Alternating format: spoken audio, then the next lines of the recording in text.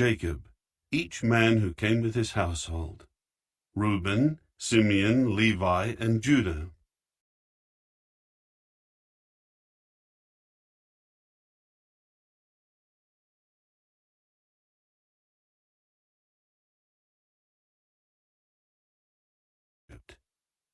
Joseph eventually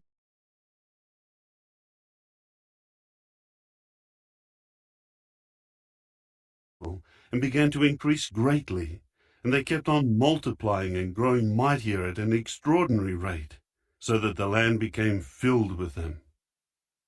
In time, there arose over Egypt a new king, one who did not know Joseph. So he said to his people, "Look, the people of Israel are more numerous and mightier than we are. Let us deal shrewdly with them. Otherwise, they will continue to multiply, and if a war breaks out, they will join our enemies and fight against us and leave the country." So they appointed chiefs of forced labor over them to oppress them with hard labor, and they built storage cities for Pharaoh, namely Pithom and Raamses. But the more they would oppress them, the more they would multiply, and the more they kept spreading out. So they felt sick with fear because of the Israelites. Consequently, the Egyptians forced the Israelites into harsh slavery. They made their life bitter with hard labor as they worked with clay mortar and bricks and in every form of slavery in the field. Yes, they made them toil in harsh conditions in every form of slavery. Later, the king of Egypt spoke to the Hebrew midwives, whose names were Shiphrah and Puah, and he told them, "When you help the Hebrew women to give birth, and you see them on the stool for childbirth, you must put the child to death if it is a son. But if it is a daughter, she must live." However, the midwives feared the true God, and they did not do what the king of Egypt told them. Instead, they would keep the male children alive. In time, the king of Egypt called the midwives and said to them, "Why have you kept the male children alive?" The midwives said to Pharaoh, "The Hebrew women are not like the Egyptian women. They are lively and have already given birth before the midwife can come into them." So God dealt well with the midwives, and the people kept increasing and becoming very mighty. And because the midwives had feared the true God, he later gave them families. Finally, Pharaoh commanded all his people, "You are to throw every newborn son of the Hebrews into the Nile River, but you are to keep every daughter alive." Chapter 2. About that time, a certain man of the house of Levi married a daughter of Levi, and the woman became pregnant and gave birth to a son. When she saw how beautiful he was, she kept him concealed for 3 months. When she was no longer able to conceal him, she took a papyrus basket and coated it with bitumen and pitch, and put the child in it, and placed it among the reeds by the bank of the Nile River. But his sister stood at a distance to see what would happen to him. When Pharaoh's daughter came down to bathe in the Nile, her female attendants were walking by the side of the Nile, and she caught sight of the basket in the middle of the reeds. She immediately sent her slave girl to get it. When she opened it, she saw the child, and the boy was crying. She felt compassion for him, but she said, "This is one of the children of the Hebrews." Then his sister said to Pharaoh's daughter, "Shall I go and call a nursing woman from the Hebrews to nurse the child for you?" Pharaoh's daughter said to her, "Go." At once the girl went and called the child's mother. Pharaoh's daughter then said to her, "Take this child with you and nurse him for me, and I will pay you." So the woman took the child and nursed him. When the child grew older, she brought him to Pharaoh's daughter, and he became a son to her. She named him Moses, and said, "It is because I have drawn him out of the water." Now in those days, After Moses had become an adult, he went out to his brothers to look at the burdens they were bearing. And he caught sight of an Egyptian beating a Hebrew, one of his brothers. So he looked this way and that, and seeing no one, he killed the Egyptian and hid him in the sand. But he went out on the following day, and there were 2 Hebrew men fighting with each other. So he said to the one in the wrong, "Why do you strike your companion?" At this he said, Who appointed you as a prince and a judge over us? Are you planning to kill me, just as you killed the Egyptian? Moses now was afraid and said, "Surely the matter has become known." Then Pharaoh heard about it, and he attempted to kill Moses. But Moses ran away from Pharaoh and went to dwell in the land of Midian, and he sat down by a well. Now the priest of Midian had 7 daughters, and these came to draw water and to fill the troughs to water their father's flock. But as usual, the shepherds came and drove them away. At this Moses got up and helped the women and watered their flock. When they came home to their father Reuel, he exclaimed, "How is it that you have come home so quickly today?" They replied, "A certain Egyptian rescued us from the shepherds, and he even drew water for us and watered the flock." He said to his daughters, "But where is he? Why did you leave the man behind? Call him, so that he may eat with us." After that Moses consented to stay with the man, and he gave his daughter Zipporah to Moses in marriage. Later she bore a son, and he named him Gershom, for he said, "I have become a foreign resident in a foreign land." After a long time, the king of Egypt died, but the Israelites continued to groan because of the slavery and to cry out in complaint, and their cry for help because of the slavery kept going up to the true God. In time God heard their groaning, and God remembered his covenant with Abraham, Isaac, and Jacob. So God looked on the Israelites, and God took notice. Chapter 3. Moses became a shepherd of the flock of his father-in-law Jethro, the priest of Midian. While he was leading the flock to the west side of the wilderness, he eventually came to the mountain of the true God, to Horeb. Then Jehovah's angel appeared to him in a flame of fire in the midst of a thorn bush. As he kept looking, he saw that the thorn bush was on fire, and yet the thorn bush was not consumed. So Moses said, "I will go over to inspect this unusual sight, to see why the thorn bush does not burn up." When Jehovah saw that he went over to look, God called to him out of the thorn bush and said, "Moses, Moses." To which he said, "Here I am." Then he said, "Do not come any nearer. Remove your sandals from your feet, because the place where you are standing is holy ground." He went on to say, "I am the God of your father, the God of Abraham, the God of Isaac, and the God of Jacob." Then Moses hid his face, because he was afraid to look at the true God. Jehovah added, "I have certainly seen the affliction of my people who are in Egypt, and I have heard their outcry because of those who force them to work. I well know the pains they suffer. I will go down to rescue them out of the hand of the Egyptians, and to bring them up out of that land, to a land good and spacious, a land flowing with milk and honey, the territory of the Canaanites, the Hittites, the Amorites, the Perizzites, the Hivites, and the Jebusites. Now look, the outcry of the people of Israel has reached me, and I have seen also the harsh way that the Egyptians are oppressing them. Now come, I will send you to Pharaoh, and you will bring my people the Israelites out of Egypt."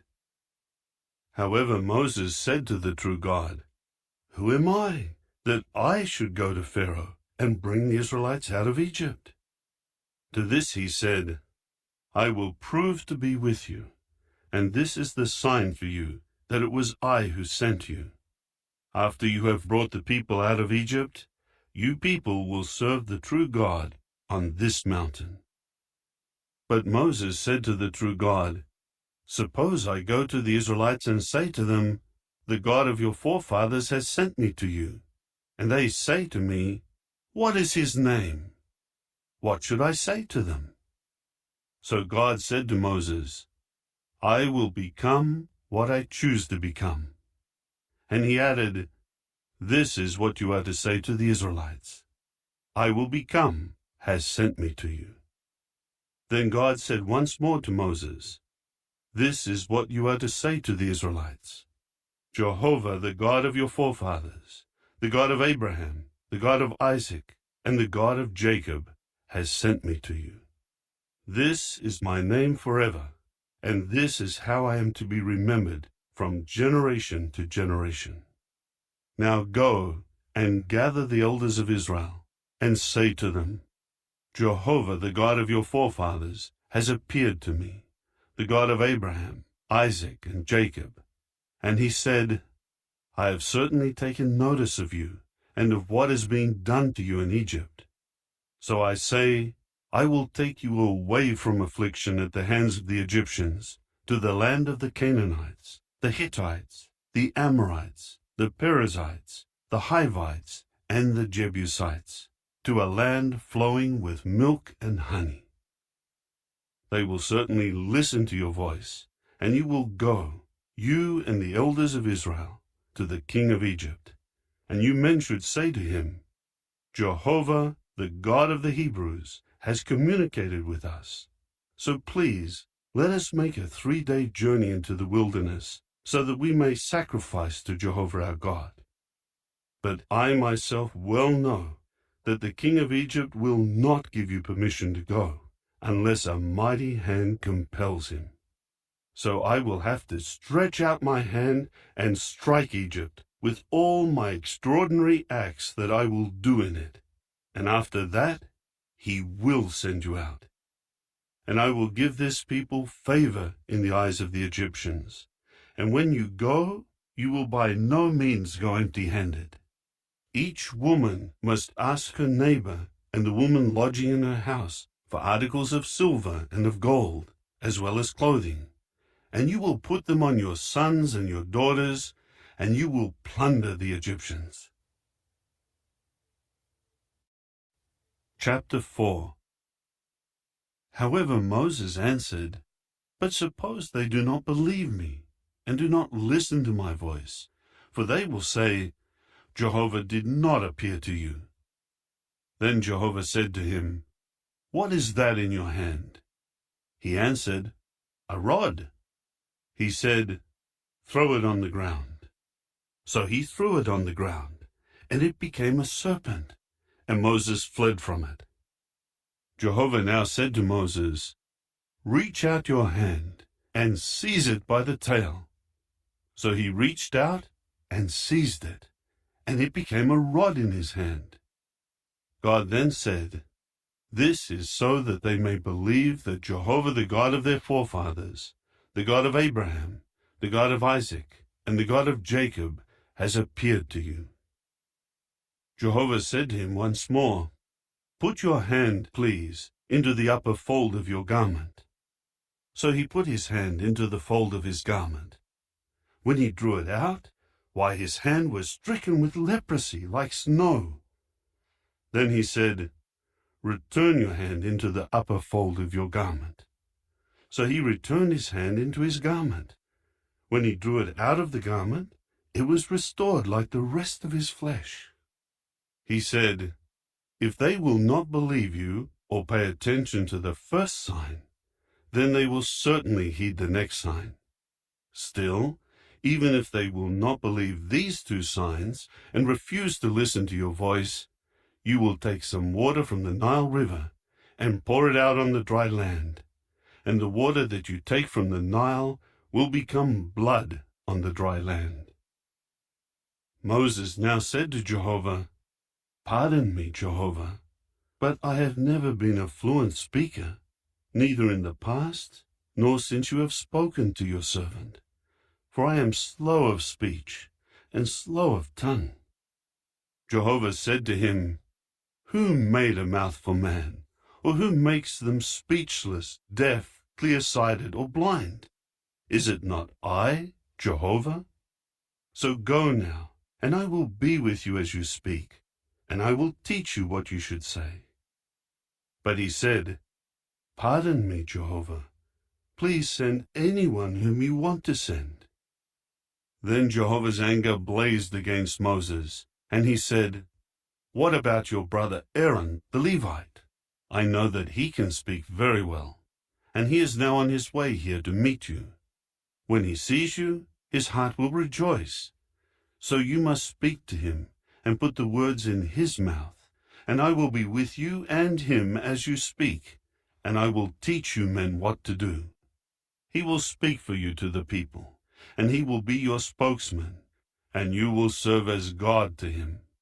And you will take this rod in your hand and perform the signs with it. So Moses went back to Jethro, his father-in-law, and said to him, I want to go, please, and return to my brothers who are in Egypt, to see whether they are still alive. Jethro said to Moses, Go in peace. After that Jehovah said to Moses in Midian, Go, return to Egypt, because all the men who were seeking to kill you are dead. Then Moses took his wife and his sons and lifted them onto a donkey, and he started back to the land of Egypt. Moreover, Moses took the rod of the true God in his hand. Then Jehovah said to Moses, After you have returned to Egypt, see that you perform before Pharaoh all the miracles that I have empowered you to do. But I will allow his heart to become obstinate, and he will not send the people away. You must say to Pharaoh, This is what Jehovah says, Israel is my son, my firstborn. I say to you, send my son away, so that he may serve me. But if you refuse to send him away, I am going to kill your son, your firstborn. Now on the road at the lodging place, Jehovah met him and was seeking to put him to death. Finally Zipporah took a flint and circumcised her son, and caused his foreskin to touch his feet, and said, It is because you are a bridegroom of blood to me. So he let him go. At that time she said, A bridegroom of blood, because of the circumcision. Then Jehovah said to Aaron, Go into the wilderness to meet Moses. So he went and met him at the mountain of the true God, and greeted him with a kiss. And Moses told Aaron all the words of Jehovah, who had sent him, and all the signs that he had commanded him to do. After that, Moses and Aaron went and gathered all the elders of the Israelites. Aaron told them all the words that Jehovah had spoken to Moses, and he performed the signs before the eyes of the people. At this, the people believed. When they heard that Jehovah had turned his attention to the Israelites, and that he had seen their affliction, they bowed down and prostrated themselves. Chapter 5. Afterward, Moses and Aaron went in and said to Pharaoh, This is what Jehovah, the God of Israel, says. Send my people away, so that they may celebrate a festival to me in the wilderness. But Pharaoh said, Who is Jehovah, that I should obey his voice to send Israel away? I do not know Jehovah at all, and what is more, I will not send Israel away. But they said, The God of the Hebrews has communicated with us. Please, we want to make a 3-day journey into the wilderness and sacrifice to Jehovah our God. Otherwise, he will strike us with disease or with the sword. The king of Egypt replied to them, Why is it, Moses and Aaron, that you are taking the people away from their work? Return to your labor. And Pharaoh continued, Look at how many people of the land there are, and you would have them rest from their labor.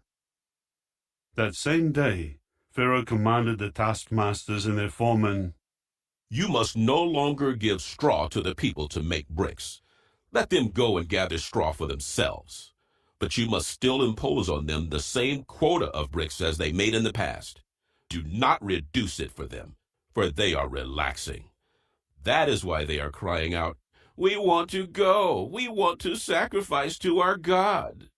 Make them work harder and keep them busy so that they will not pay attention to lies. So the taskmasters and their foremen went out and said to the people, Here is what Pharaoh has said. I am giving you no more straw. Go and get your own straw for yourselves wherever you can find it. But your work will not be reduced at all. Then the people scattered throughout all the land of Egypt to gather stubble for straw. And the taskmasters kept urging them, You must each finish your work every day, just as when straw was provided. Also the foremen of the Israelites, whom Pharaoh's taskmasters had appointed over them, were beaten. They asked them, Why did you not reach the quota of bricks that you used to make? It happened both yesterday and today. So the foreman of the Israelites went in and complained to Pharaoh. Why are you treating your servants this way? No straw is given to your servants. Yet they are saying to us, Make bricks. Your servants are beaten, but your own people are at fault. But he said, You are relaxing. You are relaxing.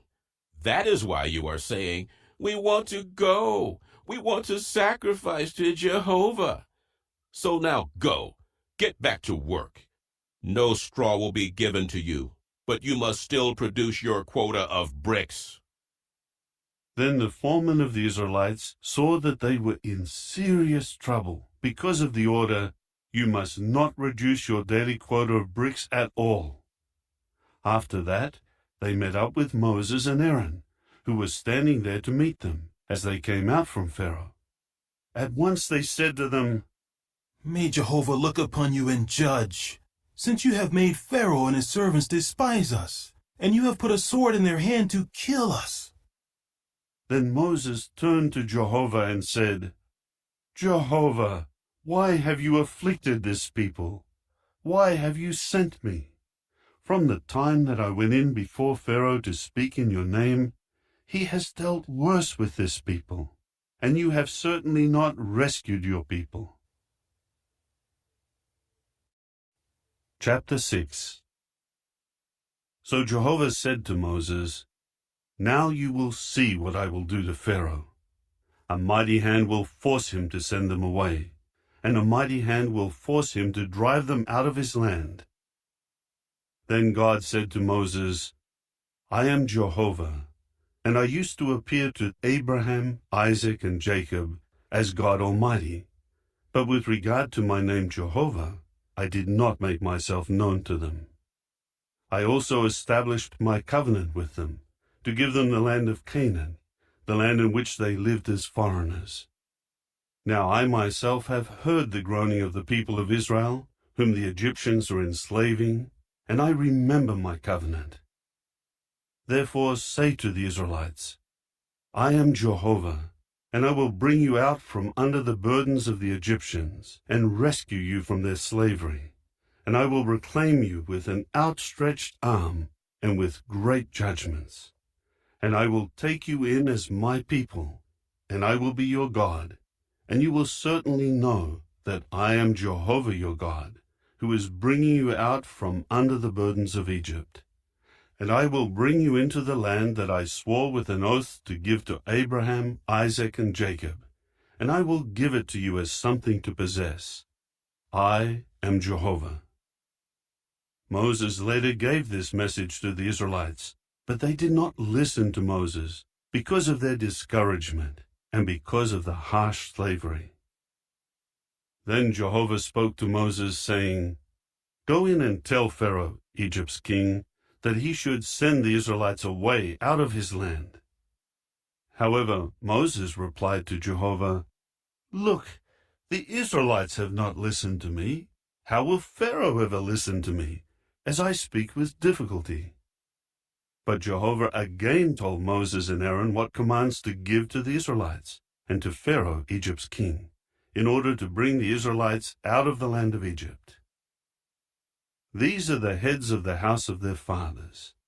The sons of Reuben, Israel's firstborn, were Hanok, Palu, Hezron, and Carmi. These are the families of Reuben. The sons of Simeon were Jemuel, Jamin, Ohad, Jachin, Zohar, and Shael, the son of a Canaanite woman. These are the families of Simeon. These are the names of the sons of Levi, according to their family descents: Gershon, Kohath, and Merari.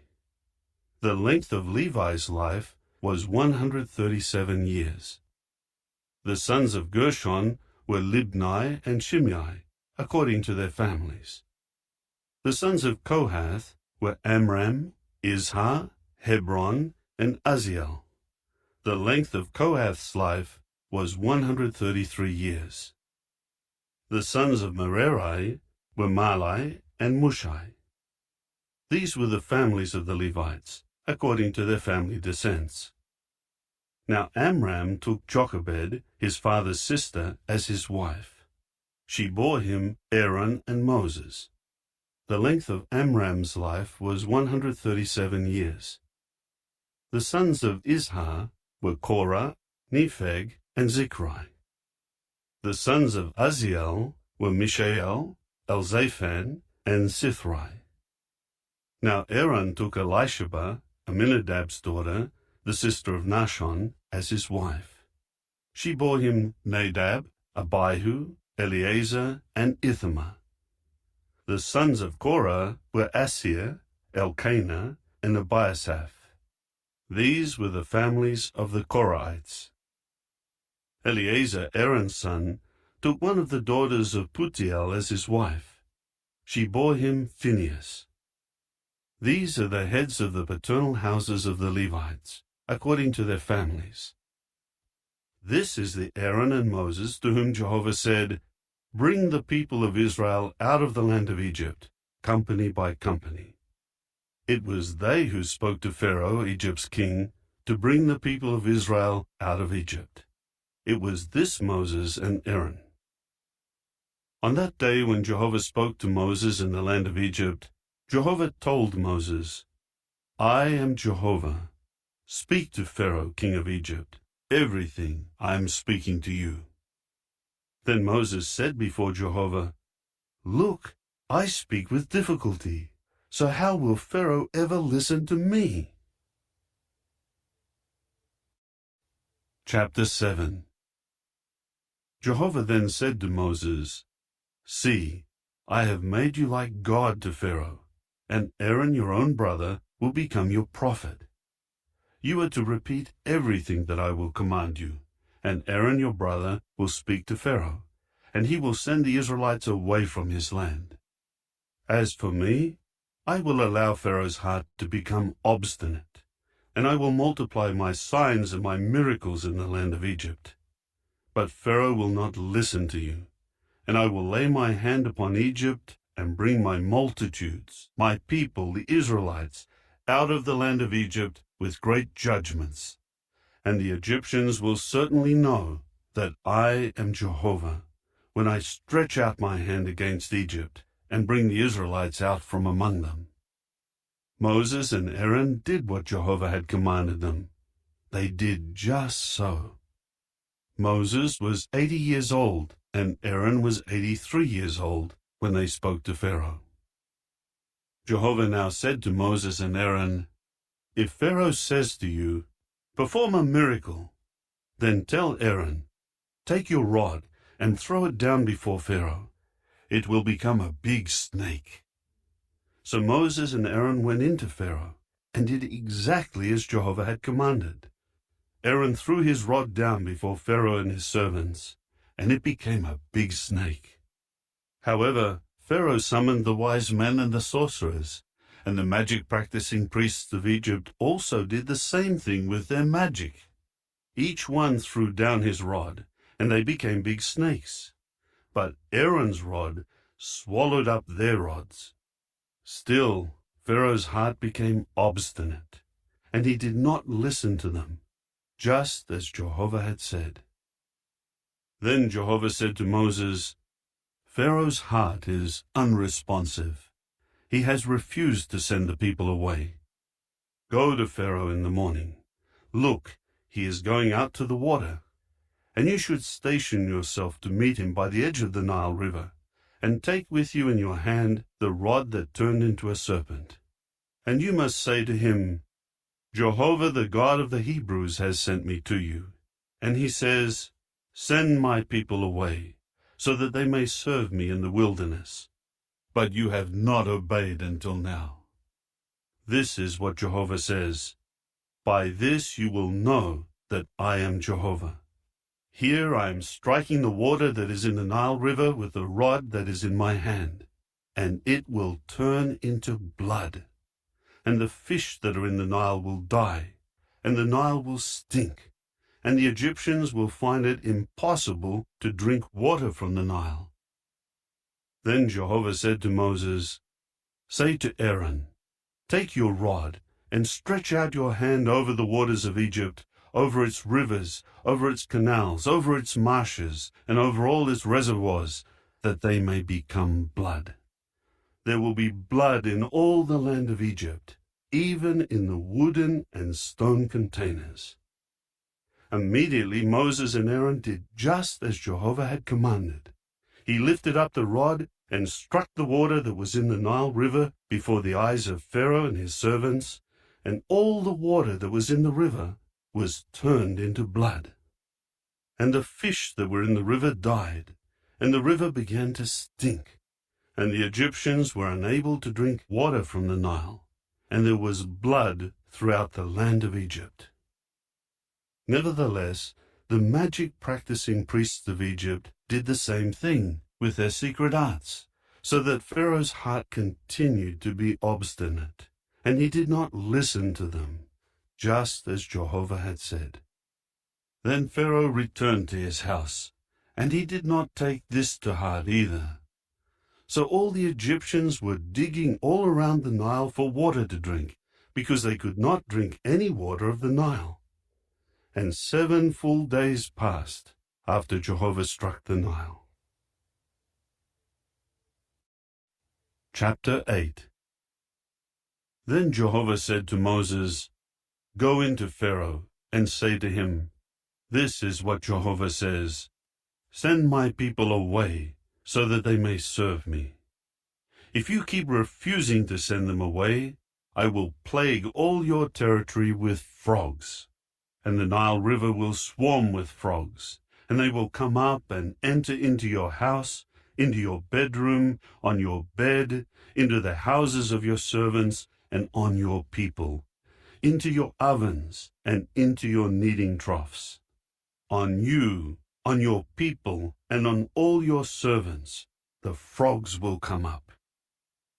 Jehovah later said to Moses, Say to Aaron, Stretch out your hand with your rod over the rivers, the Nile canals, and the marshes, and make the frogs come up over the land of Egypt. So Aaron stretched out his hand over the waters of Egypt, and the frogs began to come up and to cover the land of Egypt. However, the magic-practicing priests did the same thing by their secret arts, and they too made the frogs come up over the land of Egypt.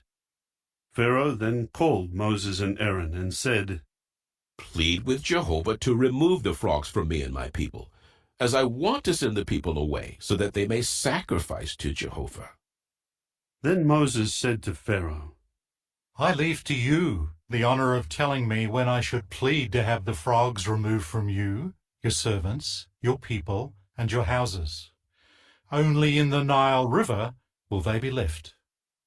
To this he said, Tomorrow. So he said, It will be according to your word, so that you may know that there is no one else like Jehovah our God. The frogs will depart from you, your houses, your servants, and your people. They will be left only in the Nile. So Moses and Aaron went out from Pharaoh, And Moses pleaded with Jehovah about the frogs that he had brought upon Pharaoh. Then Jehovah did as Moses asked, and the frogs began to die in the houses, the courtyards, and the fields. They were piling them up in countless heaps, and the land began to stink. When Pharaoh saw that there was relief, he hardened his heart, and he refused to listen to them, just as Jehovah had said.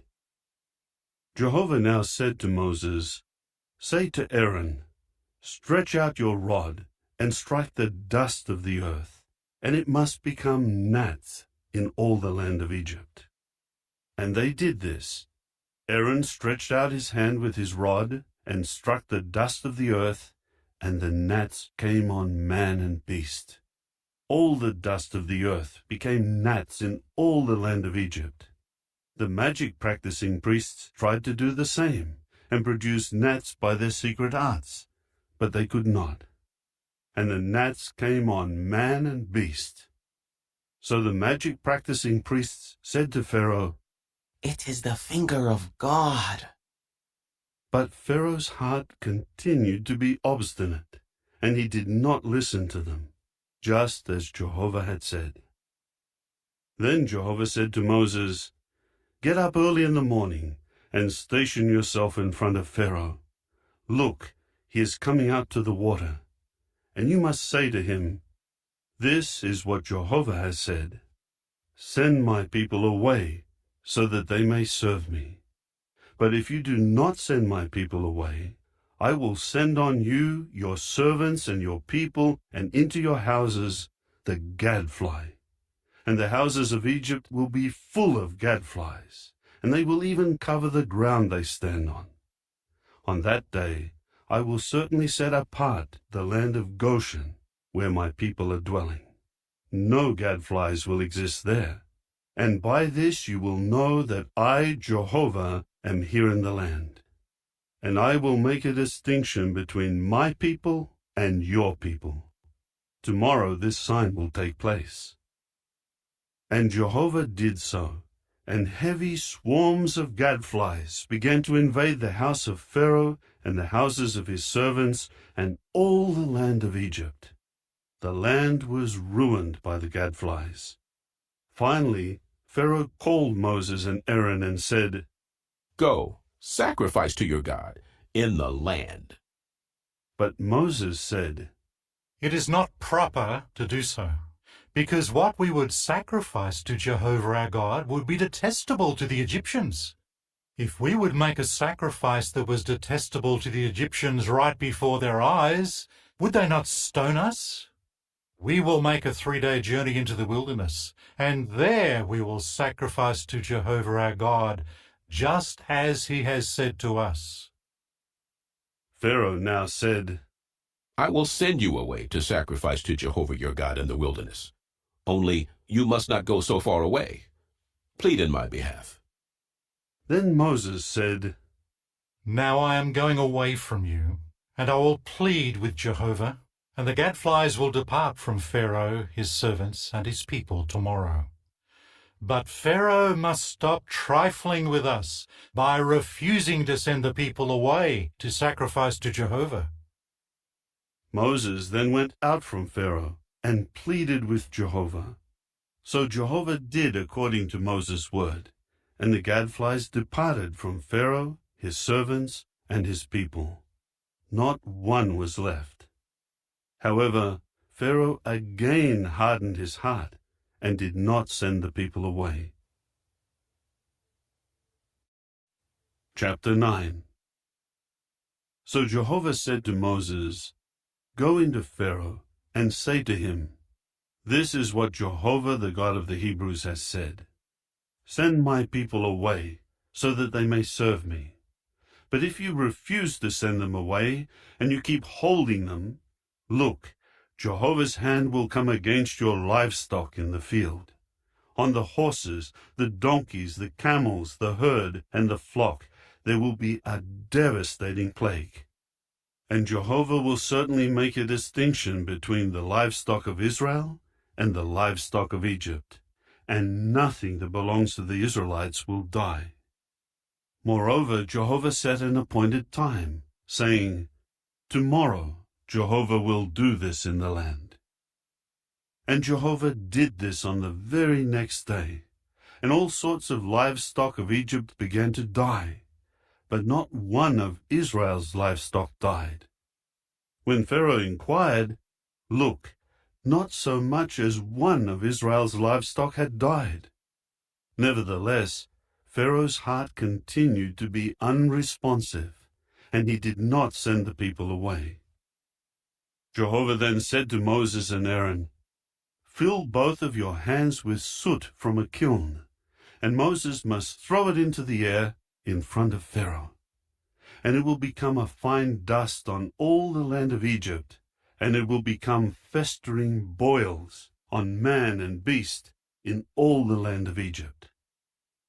So they took soot from a kiln and stood before Pharaoh, and Moses tossed it into the air, and it became festering boils, breaking out on man and beast.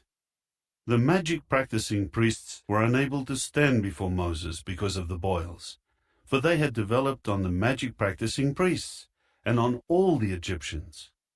But Jehovah allowed Pharaoh's heart to become obstinate, and he did not listen to them, just as Jehovah had told Moses. Then Jehovah said to Moses, "Get up early in the morning and station yourself in front of Pharaoh, and say to him, 'This is what Jehovah the God of the Hebrews has said. Send my people away, so that they may serve me. For now I am directing all my blows to strike your heart, your servants, and your people, so that you may know that there is no one like me in all the earth. For by now I could have thrust my hand out to strike you and your people with a devastating plague, and you would have been wiped out from the earth. But for this very reason I have kept you in existence, to show you my power and to have my name declared in all the earth. Are you still behaving arrogantly against my people by not sending them away? Here I will cause a very great hail to rain down tomorrow, about this time, such as has never occurred in Egypt from the day it was founded until now. Therefore send word to bring all your livestock and all that is yours in the field under shelter. Every man and beast caught in the field and not brought into the house will die when the hail comes down on them." Anyone among Pharaoh's servants who feared Jehovah's word quickly brought his own servants and his livestock into the houses. But whoever did not take Jehovah's word to heart left his servants and his livestock in the field. Jehovah now said to Moses, "Stretch out your hand toward the heavens, so that hail may come down on all the land of Egypt, on man and beast, and all the vegetation of the field in the land of Egypt." So Moses stretched out his rod toward the heavens, and Jehovah sent thunder and hail, and fire fell down to the earth, and Jehovah kept making it rain down hail on the land of Egypt. There was hail, and there was fire flashing in the midst of the hail. It was very heavy. There had never been any like it in the land since Egypt had become a nation. The hail struck everything in the field throughout the land of Egypt, from man to beast, and it struck down all the vegetation and shattered all the trees of the field. Only in the land of Goshen, where the Israelites were, there was no hail. So Pharaoh sent for Moses and Aaron and said to them, "I have sinned this time. Jehovah is righteous, and I and my people are in the wrong. Plead with Jehovah that there may be an end to God's thunder and hail. Then I will be willing to send you away, and you will not stay any longer." So Moses said to him, "As soon as I go out of the city, I will spread out my hands before Jehovah. The thunder will stop, and the hail will not continue any longer, so that you may know that the earth belongs to Jehovah. But as for you and your servants, I know already that even then you will not fear Jehovah God." Now the flax and the barley had been struck down, because the barley was in the ear, and the flax had flower buds. But the wheat and the spelt had not been struck down, because they were later crops. Moses now went out of the city from Pharaoh, and spread out his hands before Jehovah, and the thunder and the hail stopped, and the rain quit pouring down on the earth. When Pharaoh saw that the rain, the hail, and the thunder had stopped, he sinned again, and hardened his heart, he as well as his servants. And Pharaoh's heart continued obstinate, and he did not send the Israelites away, just as Jehovah had stated through Moses. Chapter 10. Then Jehovah said to Moses, "Go into Pharaoh, for I have allowed his heart and the hearts of his servants to become unresponsive, so that I may display these signs of mine right before him, and in order that you may declare to your sons and your grandsons how severely I have dealt with Egypt, and what signs I have performed among them. And you will certainly know that I am Jehovah." So Moses and Aaron went into Pharaoh and said to him, "This is what Jehovah, the God of the Hebrews, has said. How long will you refuse to submit to me? Send my people away, so that they may serve me. For if you keep refusing to send my people away, here I am bringing locusts within your boundaries tomorrow. And they will cover the surface of the earth, and it will not be possible to see the ground. They will eat up what escaped the hail and was left for you, and they will eat all your trees that are growing in the field. They will fill your houses, the houses of all your servants, and the houses of all Egypt, to an extent that your fathers and your grandfathers never saw, from the time they have been in this land until today." With that he turned and went out from Pharaoh. Then Pharaoh's servants said to him, "How long will this man continue to menace us? Send the men away, so that they may serve Jehovah their God." Do you not yet realize that Egypt has been ruined? So Moses and Aaron were brought back to Pharaoh, and he said to them, "Go, serve Jehovah your God. But just who will be going?" Then Moses said, "We will go with our young people, our old people, our sons, our daughters, our sheep, and our cattle, because we will hold a festival to Jehovah." He said to them, "If I ever send you and your children away, then Jehovah is indeed with you. It is clear that you intend to do something evil. No, only your men may go and serve Jehovah, for that is what you requested." With that, they were driven out from before Pharaoh. Jehovah now said to Moses, "Stretch out your hand over the land of Egypt for the locusts, so that they may come up over the land of Egypt and eat up all the vegetation of the land, everything that the hail has let remain." At once Moses stretched out his rod over the land of Egypt, and Jehovah caused an east wind to blow on the land, all that day and all night. The morning came, and the east wind brought the locusts. And the locusts came up over all the land of Egypt, and settled down on the whole territory of Egypt. It was extremely severe. Never before had there been so many locusts, nor would there ever be so many again. They covered the surface of the entire land, and the land grew dark with them. They devoured all the vegetation of the land, and all the fruit of the trees that the hail had left. Nothing green was left on the trees, or on the vegetation of the field, in all the land of Egypt. So Pharaoh quickly called Moses and Aaron and said, "I have sinned against Jehovah your God and against you. Now please, pardon my sin, just this once, and plead with Jehovah your God that he just remove this deadly plague from upon me." So he went out from Pharaoh and pleaded with Jehovah. Then Jehovah caused the wind to shift, and it became a very stiff west wind, and it carried the locusts away, and drove them into the Red Sea. Not a single locust remained in all the territory of Egypt. However, Jehovah allowed Pharaoh's heart to become obstinate, and he did not send the Israelites away. Jehovah then said to Moses, "Stretch out your hand toward the heavens, so that there may be darkness over the land of Egypt, a darkness so thick that it can be felt." Moses immediately stretched out his hand toward the heavens, and there was a dense darkness in all the land of Egypt for 3 days.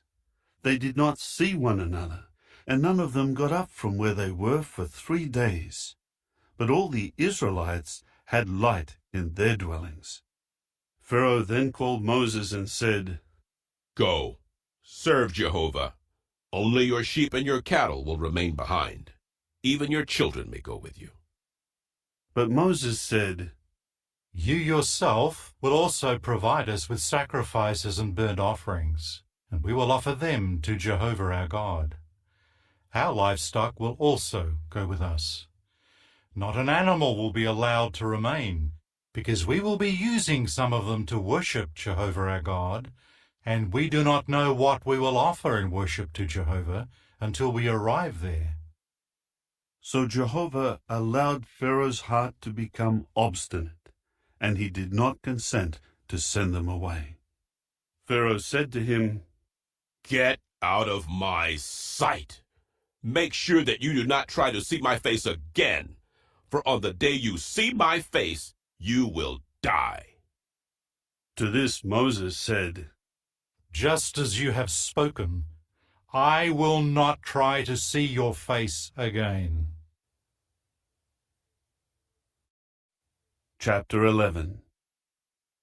Then Jehovah said to Moses, "One more plague I am going to bring upon Pharaoh in Egypt. After that he will send you away from here. When he does send you away, he will literally drive you out of here. Now tell the people that all the men and women should ask their neighbor for articles of silver and of gold." And Jehovah gave the people favor in the eyes of the Egyptians. Moreover, Moses himself had become highly esteemed in the land of Egypt, among Pharaoh's servants and among the people. Moses then said, "This is what Jehovah has said. About midnight I am going out into the midst of Egypt, and every firstborn in the land of Egypt will die, from the firstborn of Pharaoh, who is sitting on his throne, to the firstborn of the slave girl who is working at the handmill, and every firstborn of the livestock. Throughout all the land of Egypt there will be a great outcry, such as has never occurred nor will ever occur again. But not even a dog will bark at the Israelites, at the men or their livestock, so that you may know that Jehovah can make a distinction between the Egyptians and the Israelites. And all your servants will certainly come down to me and prostrate themselves to me, saying, 'Go, you and all the people who follow you.' And after that, I will go out." With that, he went out from Pharaoh in the heat of anger. Jehovah then said to Moses, "Pharaoh will not listen to you, in order for my miracles to be multiplied in the land of Egypt." Moses and Aaron performed all these miracles before Pharaoh, but Jehovah allowed Pharaoh's heart to become obstinate, so that he did not send the Israelites away from his land. Chapter 12. Jehovah now said to Moses and Aaron in the land of Egypt, "This month will be the beginning of the months for you. It will be the first of the months of the year for you. Speak to the entire assembly of Israel, saying, On the 10th day of this month, they should each take for themselves a sheep for their father's house, a sheep to a house. But if the household is too small for the sheep, they and their nearest neighbor should share it between themselves in their house, according to the number of people. When making the calculation, determine how much of the sheep each one will eat. Your sheep should be a sound 1-year-old male. You may choose from the young rams or from the goats. You must care for it until the 14th day of this month, and the whole congregation of the assembly of Israel must slaughter it at twilight. They must take some of the blood and splash it on the 2 doorposts and the upper part of the doorway of the houses in which they eat it. They must eat the meat on this night. They should roast it over the fire and eat it along with unleavened bread and bitter greens. Do not eat any of it raw or boiled, cooked in water, but roast it over the fire, its head together with its shanks and its inner parts. You must not save any of it until morning, but any of it left over until morning you should burn with fire. And this is how you should eat it, with your belt fastened, sandals on your feet, and your staff in your hand, and you should eat it in a hurry. It is Jehovah's Passover. For I will pass through the land of Egypt on this night, and strike every firstborn in the land of Egypt, from man to beast, and I will execute judgment on all the gods of Egypt. I am Jehovah. The blood will serve as your sign on the houses where you are, and I will see the blood and pass over you, and the plague will not come on you to destroy you when I strike the land of Egypt.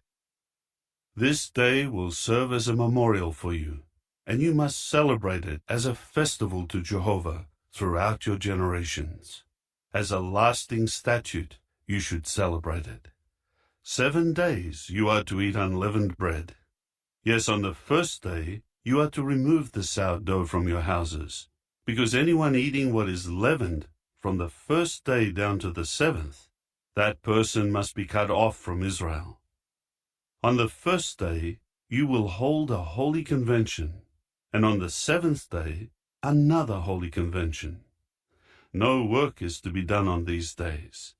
Only what every person needs to eat, that alone may be prepared for you. You must keep the festival of unleavened bread, for on this very day I will bring your multitudes out of the land of Egypt. And you must keep this day throughout your generations as a lasting statute. In the first month, on the 14th day of the month, in the evening, you are to eat unleavened bread until the 21st day of the month in the evening. No sourdough is to be found in your houses for 7 days, because if anyone eats what is leavened, whether he is a foreigner or a native of the land, that person must be cut off from the assembly of Israel. You should not eat anything leavened. In all your homes you are to eat unleavened bread. Moses promptly called all the elders of Israel and said to them, Go and select young animals for each of your families and slaughter the Passover sacrifice. Then you must dip a bunch of hyssop into the blood that is in a basin, and strike the upper part of the doorway and the 2 doorposts with the blood. And none of you should go out of the entrance of his house until morning. Then when Jehovah passes through to plague the Egyptians and sees the blood on the upper part of the doorway and on the 2 doorposts, Jehovah will certainly pass over the entrance, and he will not allow the plague of death to enter into your houses. You must observe this event as a lasting regulation for you and your sons. And when you come into the land that Jehovah will give you, just as he has stated, you must keep this observance. And when your sons ask you, what does this observance mean to you? You must say, it is the sacrifice of the Passover to Jehovah, who passed over the houses of the Israelites in Egypt when he plagued the Egyptians. But he spared our houses. Then the people bowed low and prostrated themselves. So the Israelites went and did just as Jehovah had commanded Moses and Aaron. They did just so. Then at midnight, Jehovah struck down every firstborn in the land of Egypt, from the firstborn of Pharaoh, who was sitting on his throne, to the firstborn of the captive, who was in the prison, and every firstborn of the animals. Pharaoh got up that night, along with all his servants and all the other Egyptians, and there was a great outcry among the Egyptians, because there was not a house where someone was not dead. At once he called Moses and Aaron by night and said, "Get up, get out from among my people, both you and the other Israelites. Go and serve Jehovah, just as you have said. Take also your flocks and your herds and go, just as you have said. But you must also bless me." And the Egyptians began to urge the people to depart quickly out of the land, because, as they said, "We are all as good as dead." So the people carried their flour dough before it was leavened, with their kneading troughs wrapped up in their clothing on their shoulder. The Israelites did what Moses had told them, and asked the Egyptians for articles of silver and of gold, as well as clothing. Jehovah gave the people favor in the eyes of the Egyptians, so that they gave them what they asked for, and they plundered the Egyptians. Then the Israelites departed from Ramesses for Succoth, about 600,000 men on foot, besides children. And a vast mixed company also went with them, as well as flocks and herds, a great number of livestock. They began to bake the dough that they brought from Egypt into round loaves of unleavened bread. It was not leavened, because they had been driven out of Egypt so suddenly that they had not prepared any provisions for themselves. The dwelling of the Israelites who had dwelled in Egypt was 430 years. At the end of the 430 years, on this very day, all the multitudes of Jehovah went out of the land of Egypt. It is a night on which they will celebrate Jehovah's bringing them out of the land of Egypt. This night is to be observed to Jehovah by all the people of Israel throughout their generations. Then Jehovah said to Moses and Aaron, "This is the statute of the Passover. No foreigner may eat of it. But if someone has a slave man who was purchased with money, you should circumcise him. Only then may he share in eating it. A settler and a hired worker may not eat of it. In one house it is to be eaten. You must not take any of the meat outside of the house, and you must not break any of its bones. All the assembly of Israel are to celebrate it. If a foreigner resides with you, and he wants to celebrate the Passover to Jehovah, every male of his must be circumcised.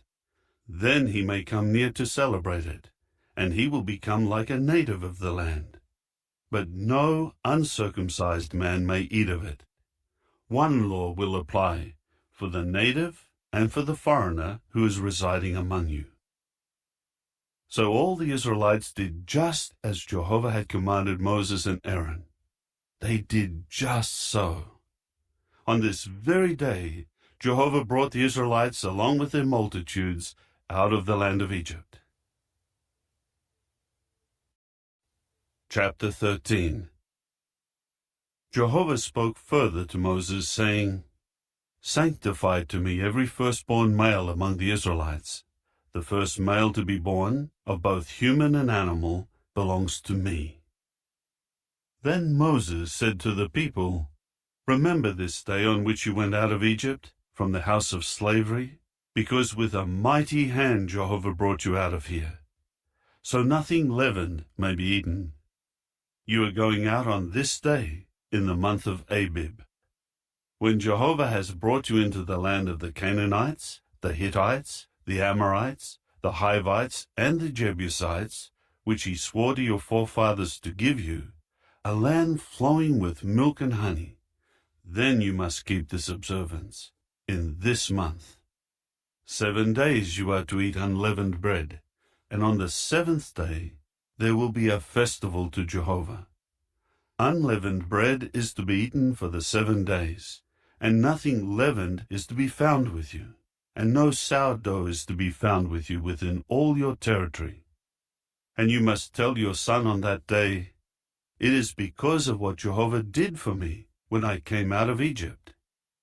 And this will serve for you as a sign on your hand, and as a memorial on your forehead, so that Jehovah's law may be in your mouth. For with a mighty hand Jehovah brought you out of Egypt. You must keep this statute at its appointed time, from year to year. When Jehovah brings you into the land of the Canaanites, which he has sworn to you and to your forefathers to give to you, you must devote to Jehovah every firstborn male, as well as every male firstling of the livestock that you acquire. The males belong to Jehovah. Every firstling donkey you are to redeem with a sheep, and if you do not redeem it, then you must break its neck. And every firstborn male of your sons you are to redeem. In case your son should ask you later on, "What does this mean?" then you should say to him, "With a mighty hand Jehovah brought us out of Egypt, from the house of slavery. When Pharaoh stubbornly refused to send us away, Jehovah killed every firstborn in the land of Egypt, from the firstborn of man to the firstborn of beast. That is why I am sacrificing to Jehovah all the firstborn males, and I redeem every firstborn of my sons.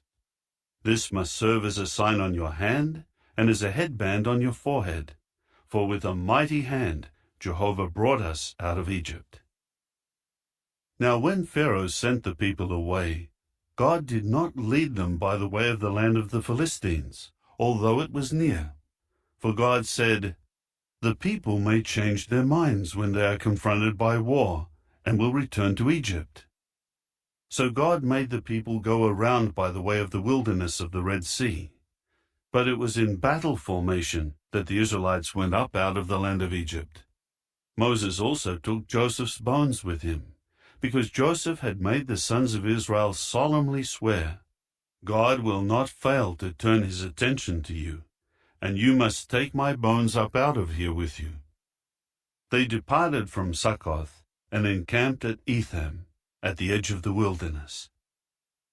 Now Jehovah was going ahead of them by day in a pillar of cloud to lead them along the way, and by night in a pillar of fire to give them light, so that they could travel by day and by night.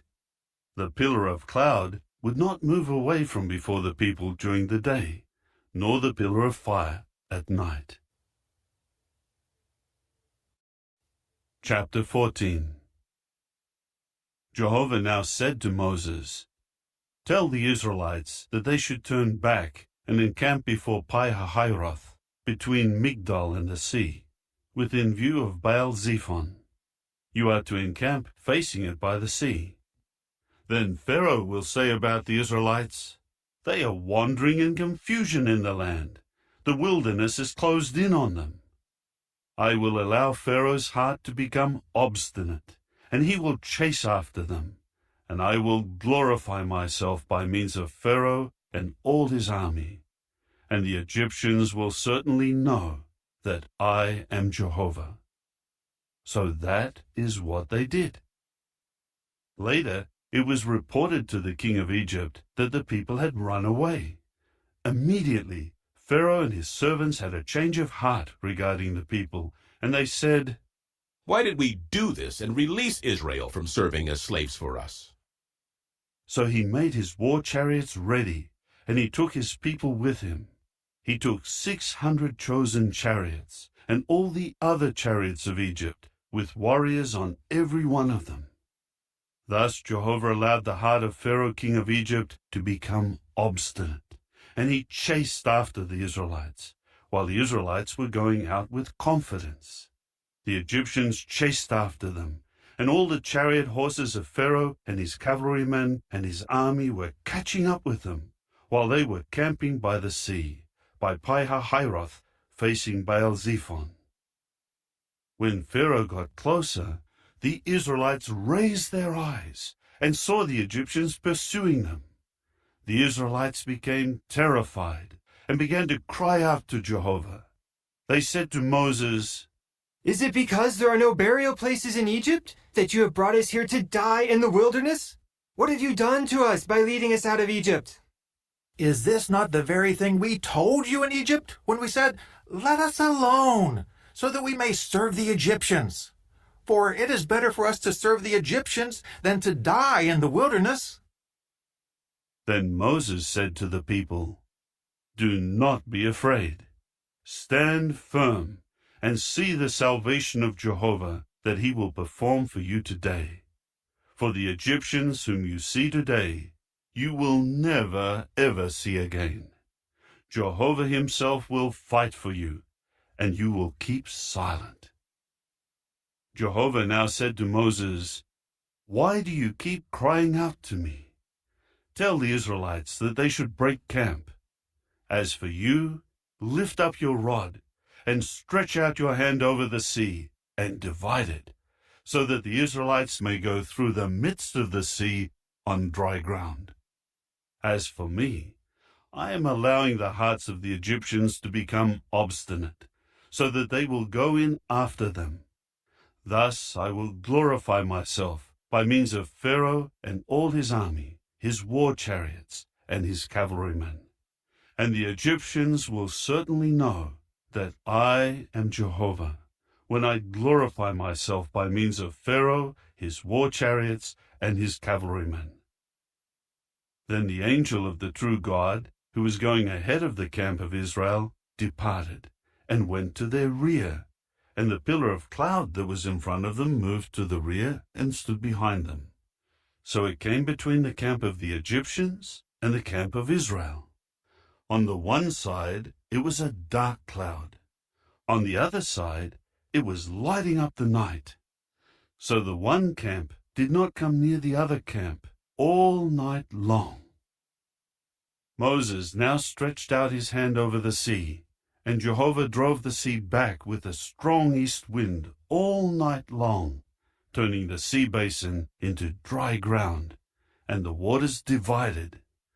So the Israelites went through the midst of the sea on dry ground, while the waters formed a wall on their right hand and on their left.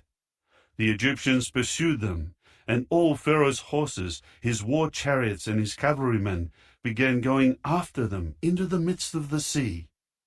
During the morning watch, Jehovah looked at the camp of the Egyptians from within the pillar of fire and cloud, and he threw the camp of the Egyptians into confusion. He kept taking wheels off their chariots, so that they were driving them with difficulty, and the Egyptians were saying, "Let us flee from any contact with Israel, because Jehovah is fighting for them against the Egyptians." Then Jehovah said to Moses, "Stretch out your hand over the sea, so that the waters may come back over the Egyptians, their war chariots, and their cavalrymen." Moses at once stretched out his hand over the sea, and as morning approached, the sea returned to its normal condition.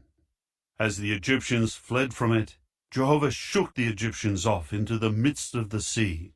The returning waters covered the war chariots and the cavalrymen, and all of Pharaoh's army who had gone into the sea after them.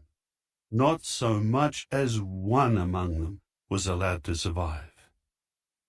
But the Israelites walked on dry ground in the midst of the seabed, and the waters formed a wall on their right hand and on their left.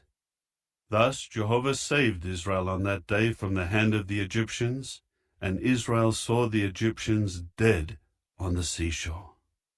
Israel also saw the great power that Jehovah wielded against the Egyptians, and the people began to fear Jehovah and to put faith in Jehovah and in his servant Moses. Chapter 15. At that time Moses and the Israelites sang this song to Jehovah. "Let me sing to Jehovah, for he has become highly exalted. The horse and its rider he has hurled into the sea. My strength and my might is Jah, since he has become my salvation. This is my God, and I will praise him, my father's God, and I will exalt him. Jehovah is a powerful warrior. Jehovah is his name. Pharaoh's chariots and his army he has cast into the sea, and his finest warriors have sunk into the Red Sea. The surging waters covered them. Down into the depths they sank like a stone. Your right hand, O Jehovah, is great in power. Your right hand, O Jehovah, can shatter an enemy. In your great majesty, you can throw down those who rise up against you. You send out your burning anger. It eats them up like stubble. By a breath from your nostrils, waters massed together. They stood still, holding back the floods. The surging waters congealed in the heart of the sea. The enemy said, I will pursue. I will overtake. I will divide spoil until I am satisfied. I will draw my sword. My hand will subdue them. You blew with your breath. The sea covered them. They sank like lead in majestic waters. Who among the gods is like you, O Jehovah? Who is like you, showing yourself mighty in holiness? The one to be feared with songs of praise, the one doing wonders. You stretched out your right hand, and the earth swallowed them up. In your loyal love, you have led the people whom you have redeemed. In your strength, you will guide them to your holy place of dwelling. Peoples must hear. They will shudder. Anguish will seize the inhabitants of Philistia. At that time the sheiks of Edom will be terrified, and trembling will take hold of the mighty rulers of Moab. All the inhabitants of Canaan will be disheartened. Fear and dread will fall upon them. Because of the greatness of your arm, they will be as motionless as a stone, until your people pass by, O Jehovah, until the people whom you produced pass by. You will bring them and plant them in the mountain of your inheritance, the established place that you have prepared for yourself to inhabit, O Jehovah, a sanctuary, O Jehovah, that your hands have established. Jehovah will rule as king forever and ever. When Pharaoh's horses, with his war chariots and his cavalrymen, went into the sea, then Jehovah brought back the waters of the sea upon them. But the people of Israel walked on dry ground through the midst of the sea. Then Miriam the prophetess, Aaron's sister, took a tambourine in her hand, and all the women followed her with tambourines and with dances. Miriam sang in response to the men, Sing to Jehovah, for he has become highly exalted. The horse and its rider he has hurled into the sea. Moses later led Israel away from the Red Sea, and they went out to the wilderness of Shur, and marched on for 3 days in the wilderness, but they did not find water. They came to Marah, but they were not able to drink the water from Marah, because it was bitter. That is why he named it Marah. So the people began to murmur against Moses, saying, What are we to drink? He cried out to Jehovah, and Jehovah directed him to a tree. When he threw it into the water became sweet. There he established for them a regulation and a case for judgment, and there he put them to the test. He said, If you will strictly listen to the voice of Jehovah your God, and will do what is right in his eyes, and will pay attention to his commandments, and keep all his regulations, I will not bring upon you any of the diseases that I brought upon the Egyptians, for I, Jehovah, am healing you. After that they came to Elim, where there were 12 springs of water and 70 palm trees. So they camped there by the water. Chapter 16. After they departed from Elim, the entire assembly of the Israelites eventually came to the wilderness of Sin, which is between Elim and Sinai, on the 15th day of the 2nd month after their departure from the land of Egypt. Then the entire assembly of the Israelites began to murmur against Moses and Aaron in the wilderness. The Israelites kept saying to them, "If only we had died by Jehovah's hand in the land of Egypt, while we were sitting by the pots of meat, while we were eating bread to satisfaction. Now you have brought us out into this wilderness to put this whole congregation to death by famine." Then Jehovah said to Moses, "Here I am raining down bread for you from the heavens, and each of the people should go out to gather his amount day by day, so that I may put them to the test, to see whether they will walk in my law or not. But on the 6th day, when they prepare what they have gathered, it is to be double the amount that they pick up on each of the other days." So Moses and Aaron said to all the Israelites, "In the evening you will certainly know that it is Jehovah who brought you out of the land of Egypt. In the morning you will see Jehovah's glory, for he has heard your murmurings against Jehovah. Who are we that you should murmur against us?" Moses continued, "When Jehovah gives you meat to eat in the evening, and in the morning bread to satisfaction, you will see that Jehovah has heard your murmurings, that you are murmuring against him. But who are we? Your murmurings are not against us, but against Jehovah." Then Moses said to Aaron, "Tell the entire assembly of the Israelites, 'Come near before Jehovah, for he has heard your murmurings.'" As soon as Aaron had spoken to the entire assembly of the Israelites, they turned and faced toward the wilderness, and look, Jehovah's glory appeared in the cloud. Jehovah spoke further to Moses, saying, "I have heard the murmurings of the Israelites. Tell them, at twilight you will eat meat, and in the morning you will be satisfied with bread, and you will certainly know that I am Jehovah your God." So that evening quail came and covered the camp, and in the morning a layer of dew was all around the camp. When the layer of dew evaporated, there was a fine, flaky substance on the surface of the wilderness, as fine as frost on the ground. When the Israelites saw it, they began to say to one another, "What is it?" For they did not know what it was. Moses said to them, "It is the bread that Jehovah has given you for food. This is what Jehovah has commanded. Each one should gather it according to how much he can eat.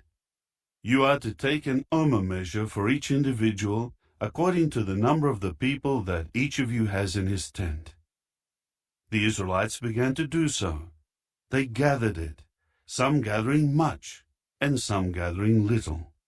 When they would measure it by the omer, the one who had gathered much had no surplus, and the one who had gathered little had no shortage. They each gathered it according to what they could eat. Then Moses said to them, "Nobody should leave any of it until the morning." But they did not listen to Moses. When some men left some of it until the morning, it bred worms and stank, and Moses became indignant at them. They would pick it up morning by morning, each one according to what he could eat.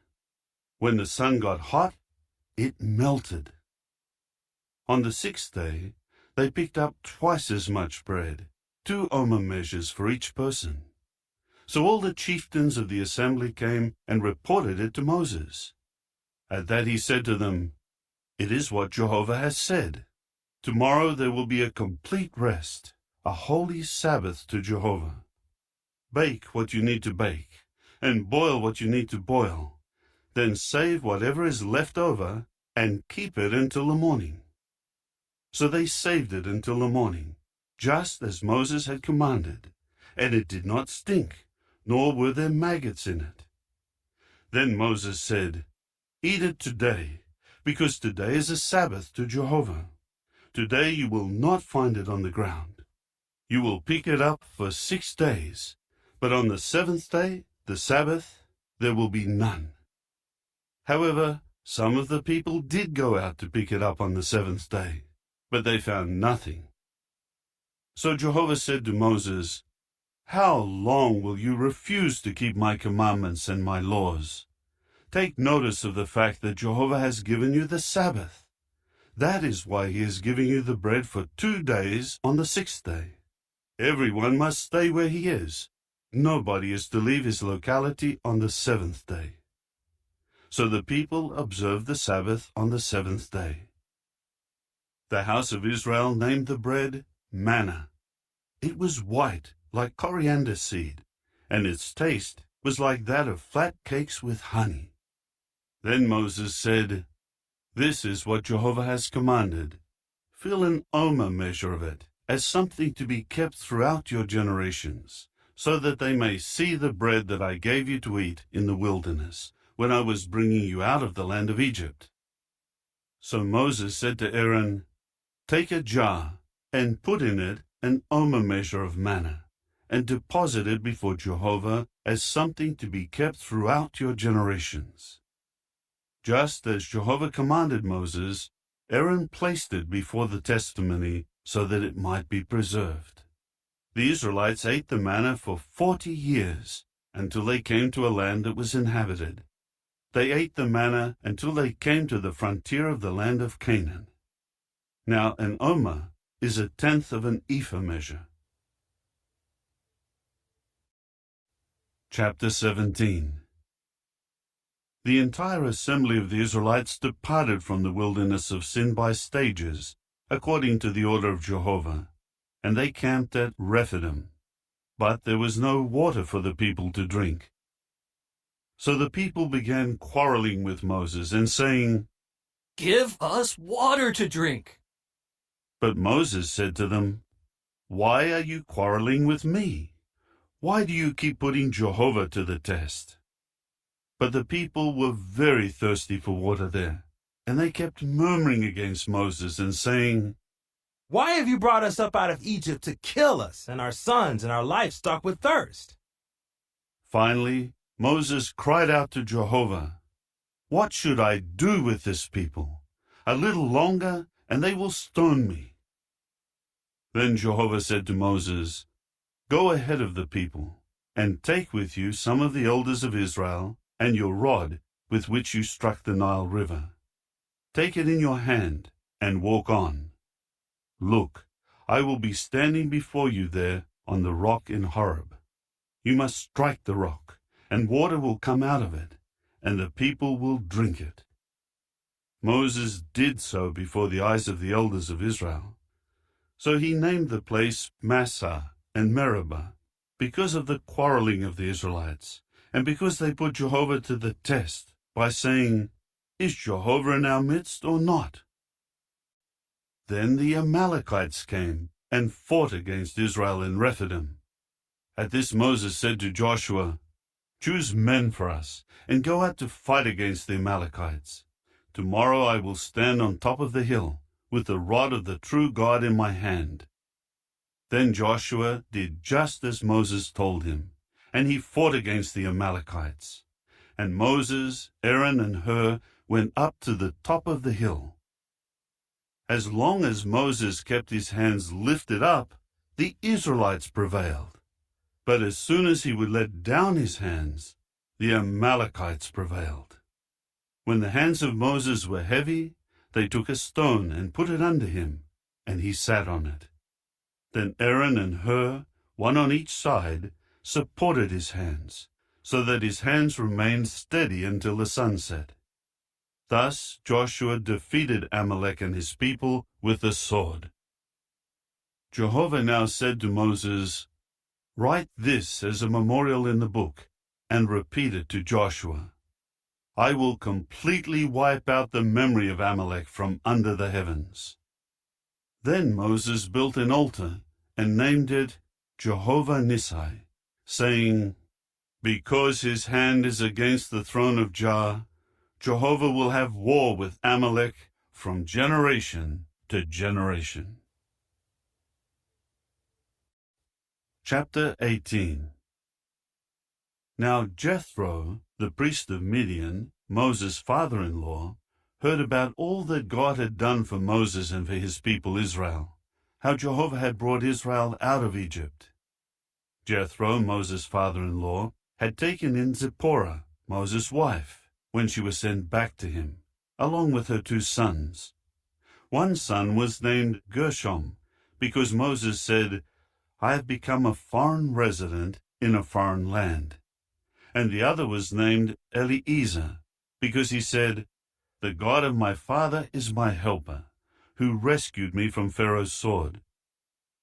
So Jethro, Moses' father-in-law, along with Moses' sons and his wife, came to Moses into the wilderness where he was camping, at the mountain of the true God. Then he sent word to Moses, "I, your father-in-law Jethro, am coming to you with your wife and her 2 sons." At once Moses went out to meet his father-in-law, and he bowed down and kissed him. Each of them asked about the other's welfare, and then they went into the tent. Moses related to his father-in-law all that Jehovah had done to Pharaoh in Egypt in behalf of Israel, all the hardships that had befallen them along the way, and how Jehovah had delivered them. Jethro rejoiced over all the good that Jehovah had done for Israel by rescuing them from Egypt. Then Jethro said, "Praised be Jehovah, who rescued you from Egypt and from Pharaoh, and who rescued the people from under Egypt's control. Now I know that Jehovah is greater than all the other gods, because of what he did to those who acted arrogantly against his people." Then Jethro, Moses' father-in-law, brought a burnt offering and sacrifices for God, and Aaron and all the elders of Israel came to eat a meal with Moses' father-in-law before the true God. On the next day, Moses sat down as usual to serve as judge for the people, and the people kept standing before Moses from morning until evening. When Moses' father-in-law saw all that he was doing for the people, he said, "What is this that you are doing for the people? Why do you sit here alone with all the people standing before you from morning until evening?" Moses said to his father-in-law, "Because the people keep coming to me to inquire of God. When a case arises, it comes to me, and I must judge between one person and the other, and I make known the decisions of the true God and his laws." Moses' father-in-law said to him, "What you are doing is not good. You will surely wear out, both you and this people who are with you, because this is too big a load for you, and you cannot carry it by yourself. Now listen to me. I will give you advice, and God will be with you. You serve as representative for the people before the true God, and you must bring the cases to the true God. You should warn them about what the regulations and the laws are, and make known to them the way in which they should walk, and the work that they should do. But you should select from the people capable men, fearing God, trustworthy men, hating dishonest profit, and appoint these over them as chiefs over thousands, chiefs over hundreds, chiefs over 50s, and chiefs over 10s. They should judge the people when cases arise, and they will bring every difficult case to you, but every minor case they will decide. Make it easier for yourself by letting them share the load along with you. If you do this, and God so commands you, you will be able to stand the strain, and everyone will go home satisfied." Moses immediately listened to his father-in-law and did all that he had said.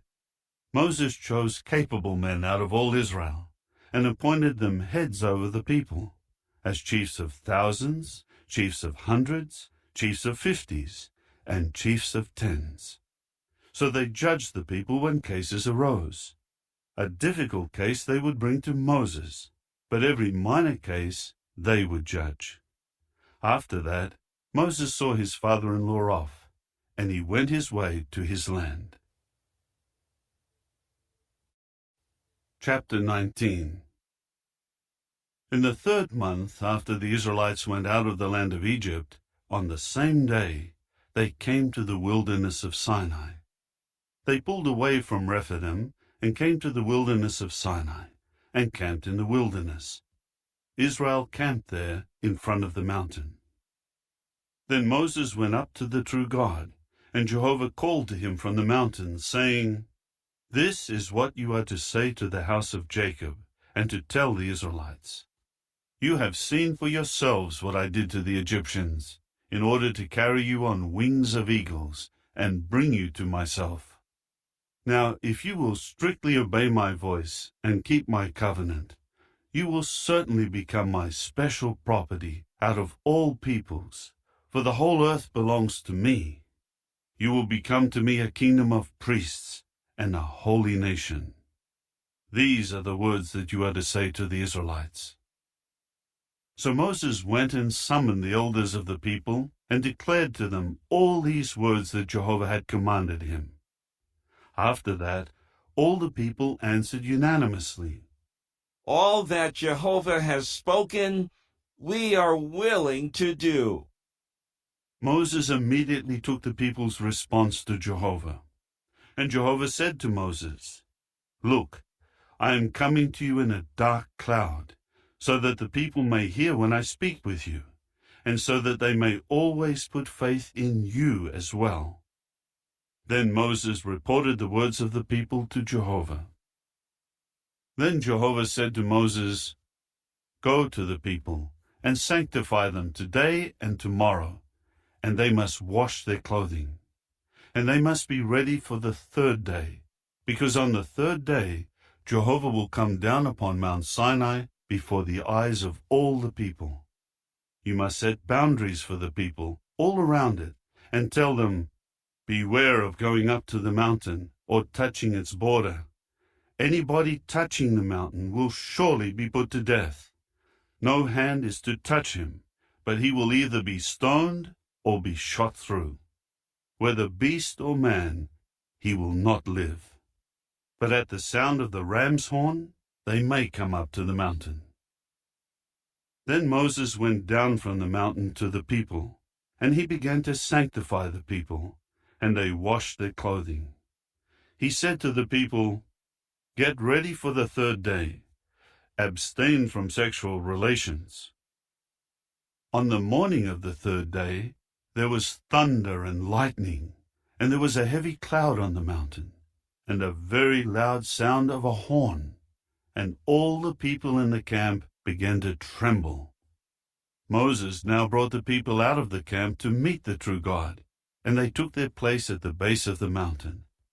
Mount Sinai smoked all over, because Jehovah came down upon it in fire, and its smoke was rising like the smoke of a kiln, and the whole mountain was trembling violently.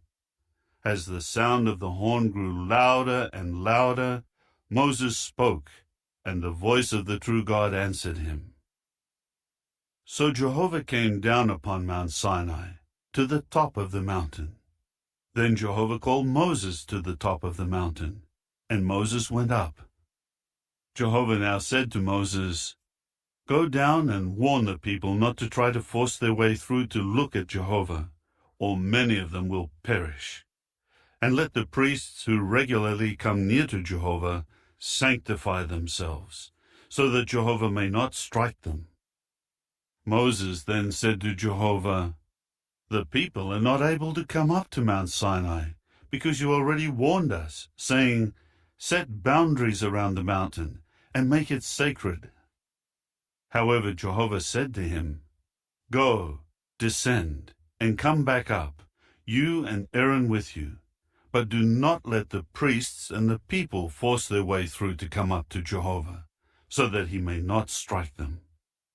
So Moses descended to the people and told them. Chapter 20. Then God spoke all these words: "I am Jehovah your God, who brought you out of the land of Egypt, out of the house of slavery. You must not have any other gods besides me. You must not make for yourself a carved image, or a form like anything that is in the heavens above, or on the earth below, or in the waters under the earth. You must not bow down to them, nor be enticed to serve them, For I, Jehovah your God, am a God who requires exclusive devotion, bringing punishment for the error of fathers upon sons, upon the 3rd generation, and upon the 4th generation of those who hate me, but showing loyal love to the 1000th generation of those who love me and keep my commandments. You must not take up the name of Jehovah your God in a worthless way, for Jehovah will not leave unpunished the one who takes up his name in a worthless way. Remember the Sabbath day to keep it sacred. You are to labor and do all your work for 6 days, but the 7th day is a Sabbath to Jehovah your God. You must not do any work, neither you nor your son nor your daughter, nor your slave man nor your slave girl, nor your domestic animal, nor your foreign resident who is inside your settlements. For in 6 days Jehovah made the heavens and the earth, the sea, and all that is in them, and he began to rest on the 7th day. That is why Jehovah blessed the Sabbath day and made it sacred.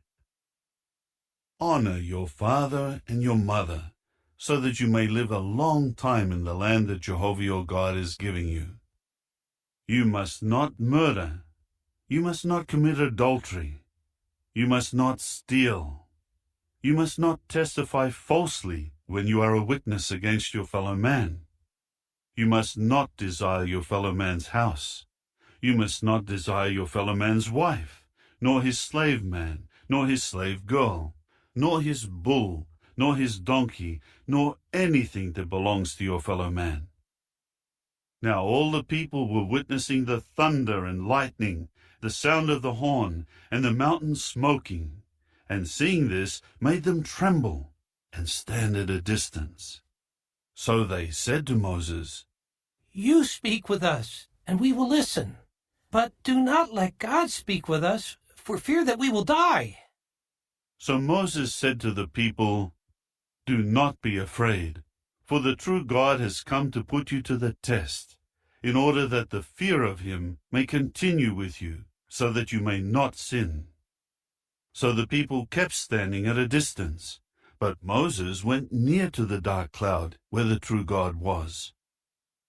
Then Jehovah said to Moses, This is what you are to say to the Israelites. You have seen for yourselves that I spoke with you from heaven.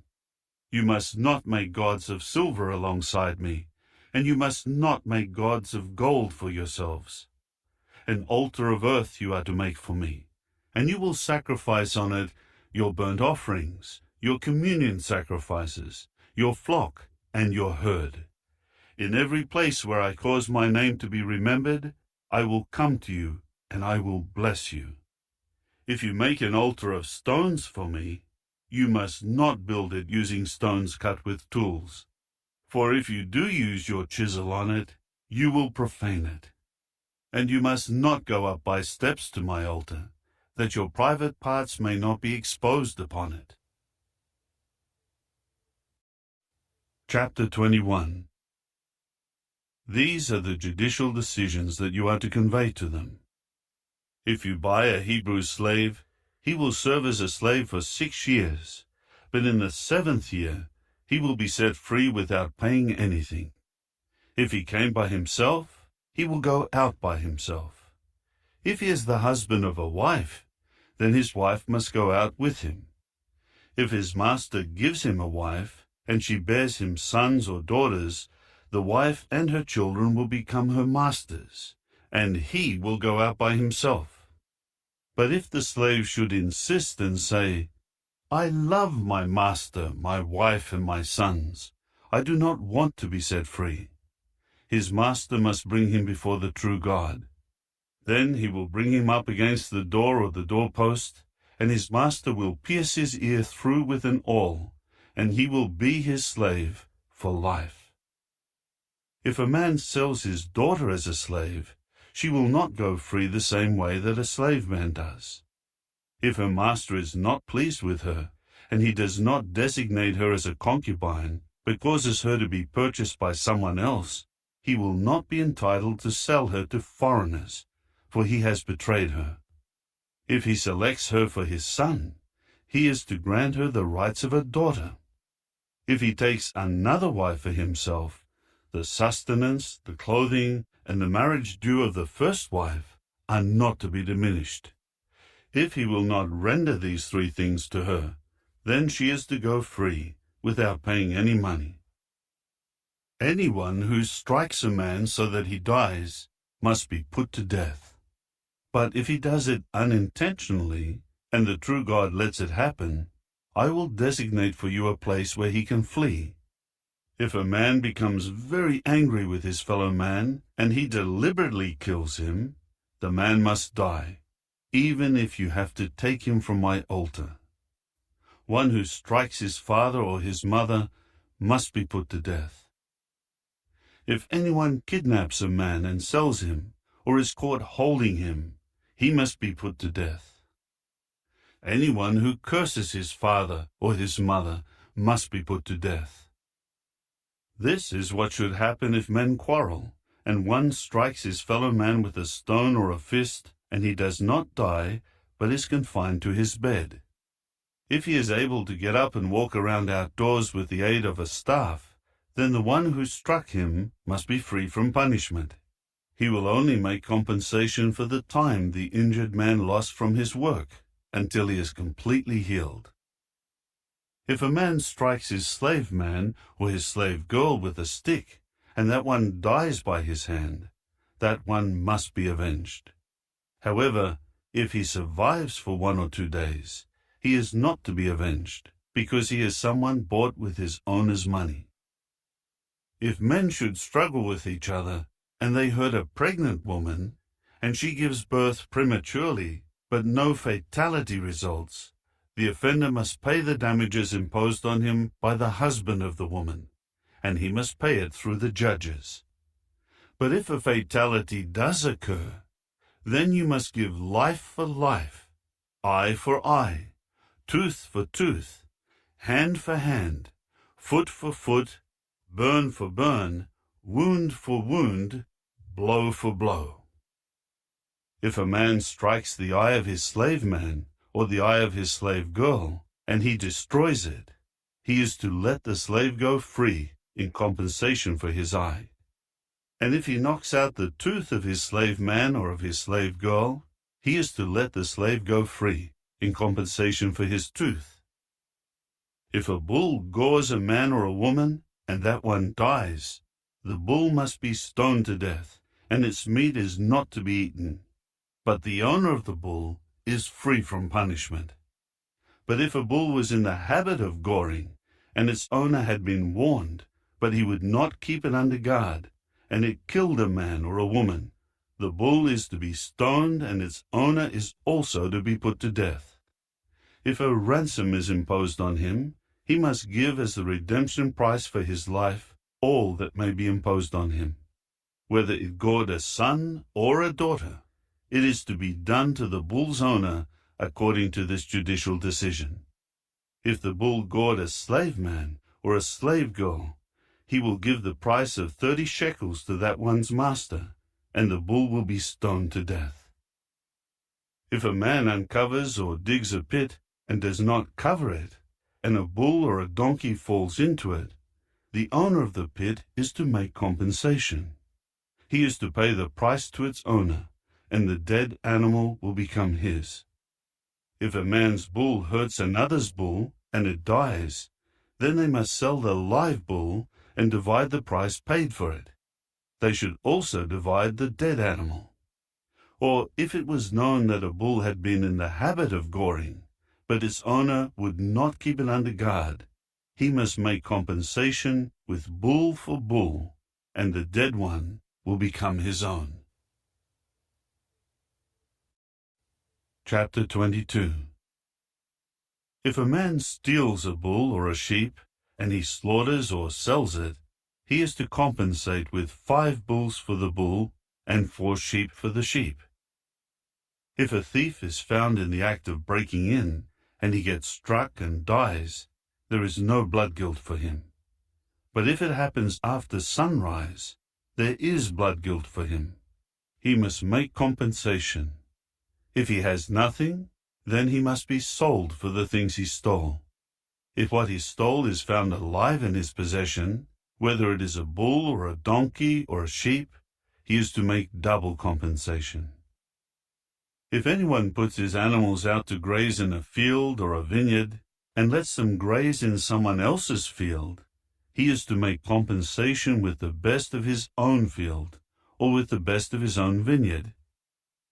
If a fire starts and spreads to thorn bushes, and it causes sheaves or standing grain or a field to be consumed, the one who started the fire must make compensation for what was burned. If a man gives his fellow man money or articles to keep, and these are stolen from the fellow man's house, if the thief is found, he must make double compensation. If the thief is not found, the owner of the house must be brought before the true God, in order to determine whether he put his hand on the goods of his fellow man.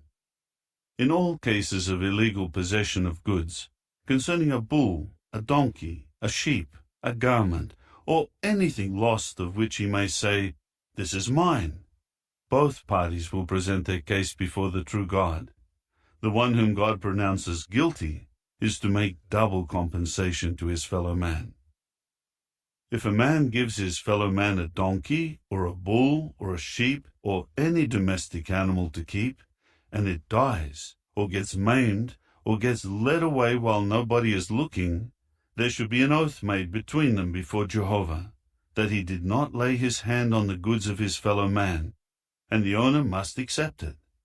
The other man is not to make compensation. But if the animal has been stolen from him, he is to make compensation to its owner. If it was torn by a wild animal, he is to bring it as evidence.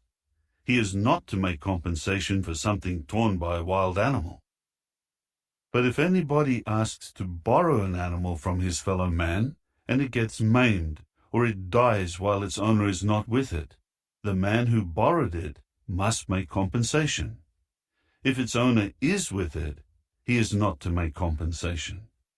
If it was hired, the money paid for the hire is the compensation. Now, if a man seduces a virgin who is not engaged, and he lies down with her, he must pay the bride price for her to become his wife. If her father absolutely refuses to give her to him, he is to pay the money at the rate of the bride price. You must not allow a sorceress to live. Anyone lying down with an animal must surely be put to death. Whoever sacrifices to any gods but Jehovah alone is to be devoted to destruction. You must not mistreat a foreign resident or oppress him, for you were foreign residents in the land of Egypt. You must not afflict any widow or fatherless child. If you afflict him at all, so that he cries out to me, I will unfailingly hear his outcry, and my anger will blaze, and I will kill you with the sword, and your wives will become widows, and your children will be fatherless. If you lend money to anyone poor of my people, someone who is dwelling with you, you must not become like a money lender to him. You must not charge him interest. If you seize the garment of your fellow man as security for a loan, you are to return it to him by sunset, for it is his only covering, his clothing to cover his body. In what will he lie down to sleep? When he cries out to me, I will certainly hear, for I am compassionate. You must not curse God, nor curse a chieftain among your people. You must not hesitate to make offerings from your abundant produce and the overflow of your presses. The firstborn of your sons you are to give to me. This is what you should do with your bull and your sheep. 7 days it will continue with its mother. On the 8th day you are to give it to me. You should prove yourselves holy people to me, and you must not eat the flesh of anything in the field that has been torn by a wild animal.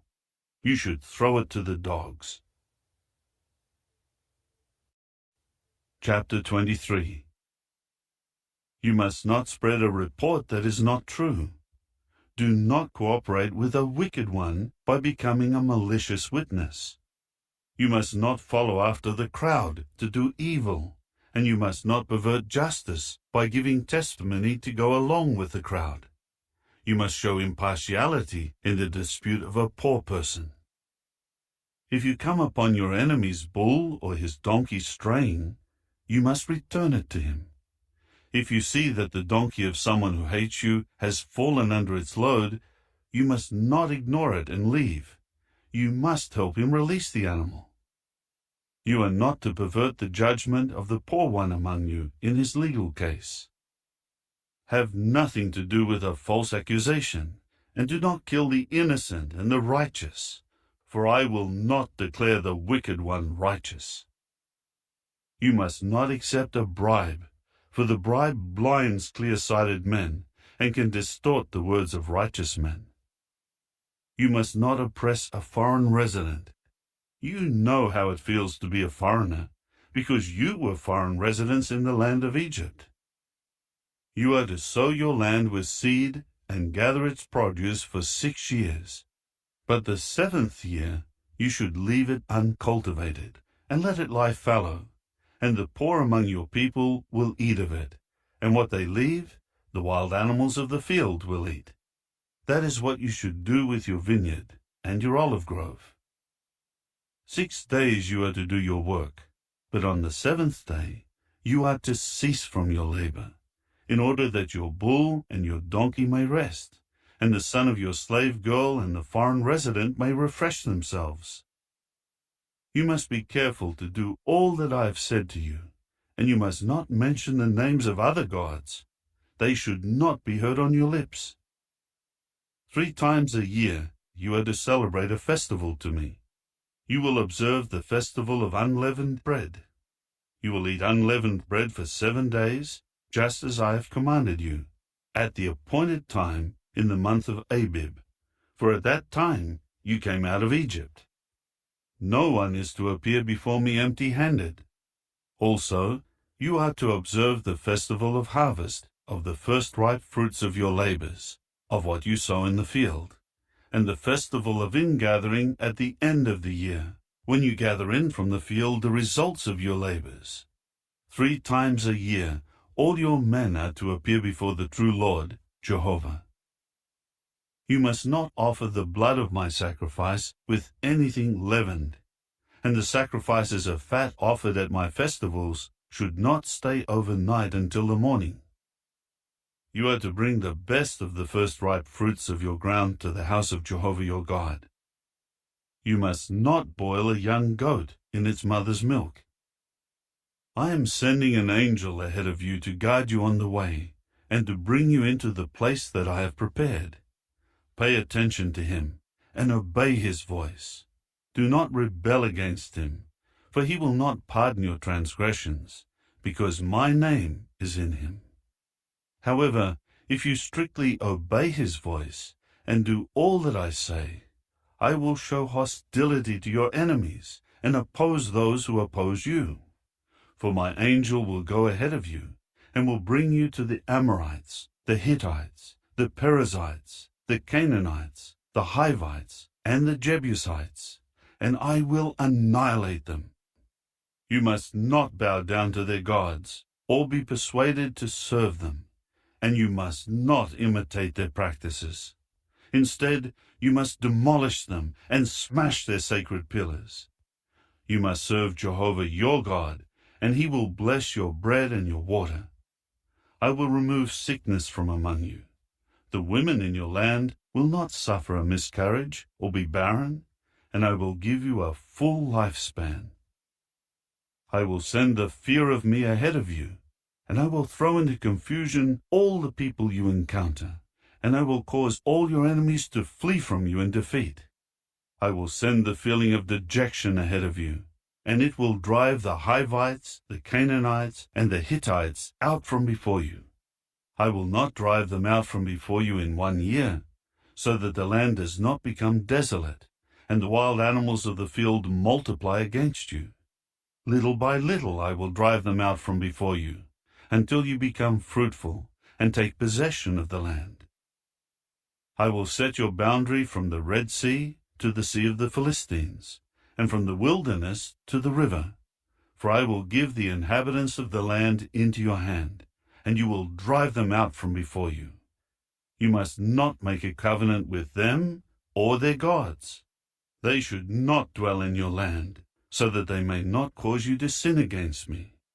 If you should serve their gods, it would surely become a snare to you. Chapter 24. Then he said to Moses, Go up to Jehovah, you and Aaron, Nadab and Abihu, and 70 of the elders of Israel, and bow down from a distance. Moses should approach Jehovah by himself, but the others should not approach, and the people should not go up with him. Then Moses came and related to the people all the words of Jehovah, and all the judicial decisions, and all the people answered with one voice, All the words that Jehovah has spoken, we are willing to do. So Moses wrote down all the words of Jehovah. Then he got up early in the morning and built at the foot of the mountain an altar and 12 pillars corresponding to the 12 tribes of Israel. After that, he sent young Israelite men, and they offered up burnt offerings and sacrificed bulls as communion sacrifices to Jehovah. Then Moses took half of the blood and put it in bowls, and half of the blood he sprinkled on the altar. Then he took the book of the covenant and read it aloud to the people. And they said, All that Jehovah has spoken we are willing to do, and we will be obedient. So Moses took the blood and sprinkled it on the people, and said, This is the blood of the covenant that Jehovah has made with you, in harmony with all these words. Moses and Aaron, Nadab and Abihu, and 70 of the elders of Israel went up, and they saw the God of Israel. Under his feet was what seemed like a sapphire pavement, and it was as pure as the heavens themselves. He did not harm the distinguished men of Israel, and they saw a vision of the true God, and ate and drank. Jehovah now said to Moses, Come up to me on the mountain, and stay there. I will give you the stone tablets with the law and the commandment that I will write for their instruction. So Moses got up with his attendant Joshua, and Moses went up the mountain of the true God. But to the elders he had said, Wait here for us until we return to you. You have Aaron and Hur with you. Whoever has a legal case may go to them. Then Moses went up the mountain while the cloud was covering it. Jehovah's glory remained on Mount Sinai, and the cloud covered it for 6 days. On the 7th day, he called to Moses from the midst of the cloud. To the Israelites who were watching, the appearance of Jehovah's glory was like a consuming fire on the mountain top. Moses then entered into the cloud and went up the mountain. And Moses stayed on the mountain 40 days and 40 nights. Chapter 25. Jehovah then said to Moses, Tell the people of Israel to take up a contribution for me. From every person whose heart moves him, you are to take up my contribution. This is the contribution that you are to accept from them: gold, silver, copper, blue thread, purple wool, scarlet material, fine linen, goat hair, ram skins dyed red, seal skins, acacia wood, oil for the lamps, balsam for the anointing oil and for the perfumed incense, and onyx stones and other stones to be set in the ephod and the breastpiece. They are to make a sanctuary for me, and I will reside among them. You are to make it, the tabernacle and all its furnishings, following exactly the pattern that I am showing you. They are to make an ark of acacia wood, 2.5 cubits long, and 1.5 cubits wide, and 1.5 cubits high. Then you will overlay it with pure gold. Inside and outside you are to overlay it, and you will make a border of gold all around it. and you will cast 4 rings of gold for it, and attach them above its 4 feet, with 2 rings on one side and 2 rings on the other side. And you will make poles of acacia wood, and overlay them with gold. You will put the poles through the rings on the sides of the ark, in order to carry the ark with them. The poles will stay in the rings of the ark. They are not to be removed from it. You will place in the ark the testimony that I will give you. You will make a cover of pure gold, 2.5 cubits long and 1.5 cubits wide. You are to make 2 cherubs of gold. You will make them of hammered work on the 2 ends of the cover. Make the cherubs on the 2 ends, 1 cherub on each end of the cover. The cherubs are to spread out their 2 wings upward, overshadowing the cover with their wings, and they will face each other. The faces of the cherubs will be turned toward the cover. You will put the cover on the ark, and in the ark you will place the testimony that I will give you. I will present myself to you there, and speak with you from above the cover. From between the 2 cherubs that are on the ark of the testimony, I will make known to you all that I will command you for the Israelites. You will also make a table of acacia wood, 2 cubits long, and 1 cubit wide, and 1.5 cubits high. You will overlay it with pure gold, and make a golden border around it. You will make a rim around it, a handbreadth wide, and a border of gold to go around the rim.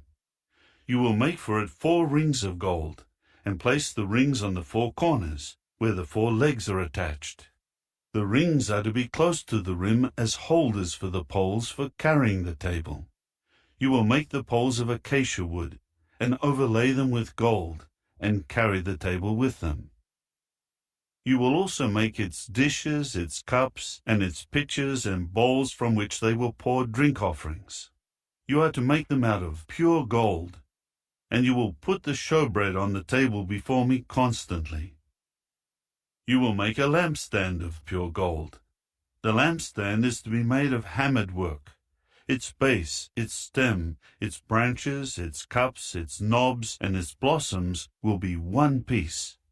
And 6 branches will extend out from the sides of the lampstand, 3 branches from one side, and 3 branches from the other side.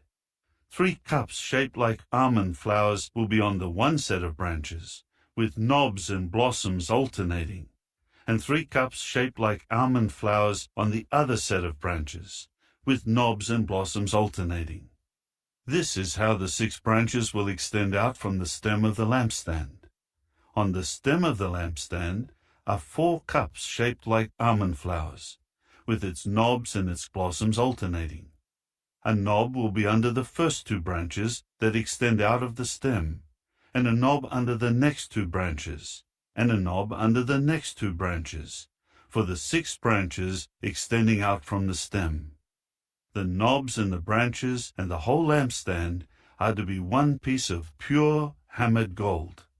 You will make 7 lamps for it, and when the lamps are lit, they will shine on the area in front of it. Its snuffers and its fire holders are to be of pure gold. It should be made, along with these utensils, from a talent of pure gold. See that you make them after their pattern that was shown to you on the mountain.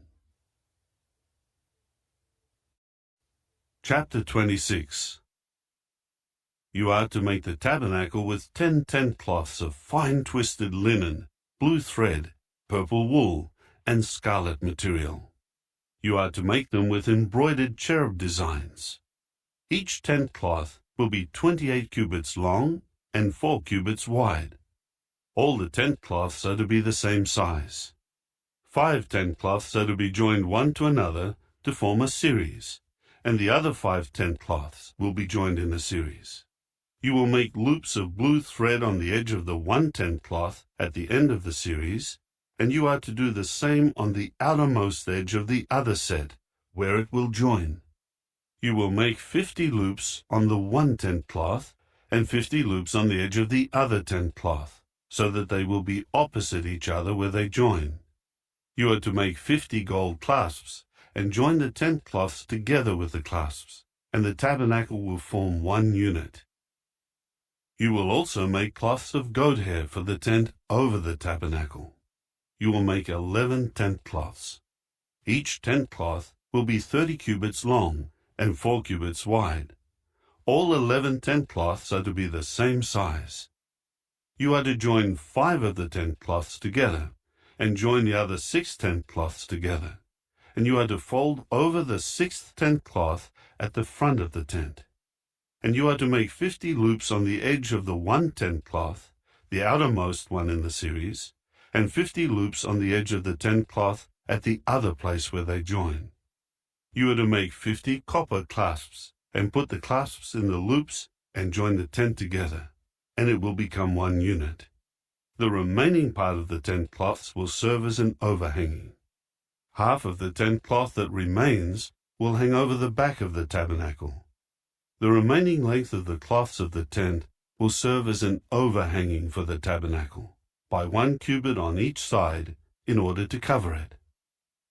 You will also make a covering for the tent of ram skins dyed red, and over that a covering of seal skins.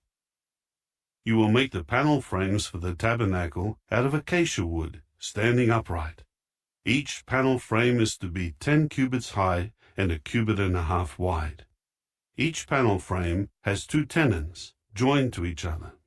That is how you should make all the panel frames of the tabernacle. You are to make 20 panel frames for the south side of the tabernacle, facing south. You will make 40 silver socket pedestals under the 20 panel frames, 2 socket pedestals under the one panel frame for its 2 tenons, and 2 socket pedestals under each following panel frame for its 2 tenons. For the other side of the tabernacle, the northern side, make 20 panel frames and their 40 silver socket pedestals, 2 socket pedestals under one panel frame, and 2 socket pedestals under each following panel frame. For the rear section of the tabernacle to the west, you will make 6 panel frames. You will make 2 panel frames to serve as the 2 rear corner posts of the tabernacle. They should be doubled from the bottom to the top, up to the first ring. This should be done for both of them, and they will form the 2 corner posts. And there will be 8 panel frames, and their 16 silver socket pedestals, 2 socket pedestals under the one panel frame, and 2 socket pedestals under each following panel frame. You will make bars of acacia wood, 5 for the panel frames of the one side of the tabernacle, and 5 bars for the panel frames of the other side of the tabernacle, and 5 bars for the panel frames of the side of the tabernacle to the west, for the rear section. The middle bar that runs along the center of the panel frames should extend from end to end. You will overlay the panel frames with gold, and you will make their rings of gold as holders for the bars, and you will overlay the bars with gold. You must set up the tabernacle according to its plan that you were shown in the mountain. You are to make a curtain of blue thread, purple wool, scarlet material, and fine twisted linen. It will be made with cherubs embroidered on it. You will hang it on 4 pillars of acacia, overlaid with gold. Their hooks are to be of gold. The pillars are set on 4 socket pedestals of silver. You will hang the curtain under the clasps, and bring the Ark of the Testimony there within the curtain. The curtain will make a division for you, between the Holy and the Most Holy. You must put the cover on the Ark of the Testimony in the Most Holy. You will place the table outside the curtain, with the lampstand opposite the table on the south side of the tabernacle, and the table you will put on the north side. You will make a screen for the entrance of the tent out of blue thread, purple wool, scarlet material, and fine twisted linen woven together. You will make 5 pillars of acacia for the screen, and overlay them with gold. Their hooks are to be of gold, and you will cast 5 socket pedestals of copper for them. Chapter 27. You will make the altar of acacia wood. It will be 5 cubits long and 5 cubits wide. The altar should be square and 3 cubits high. You will make horns on its 4 corners. The horns will be part of the altar, and you will overlay the altar with copper. You will make buckets for clearing away its ashes, along with shovels, bowls, forks, and fire holders, and you will make all its utensils of copper.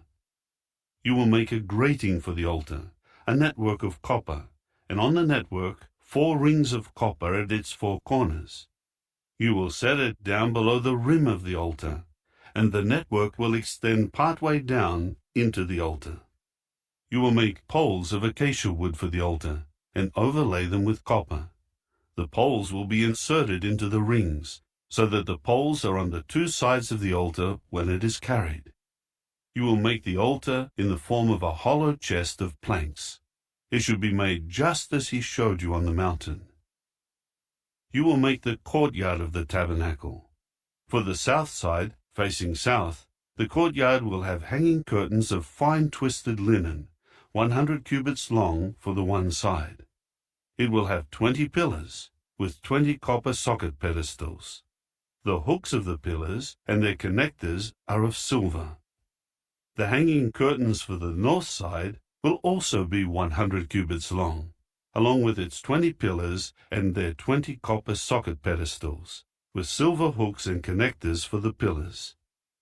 There are to be hanging curtains on the west side for 50 cubits, across the width of the courtyard, with 10 pillars and 10 socket pedestals. The width of the courtyard on the east side toward the sunrise is 50 cubits.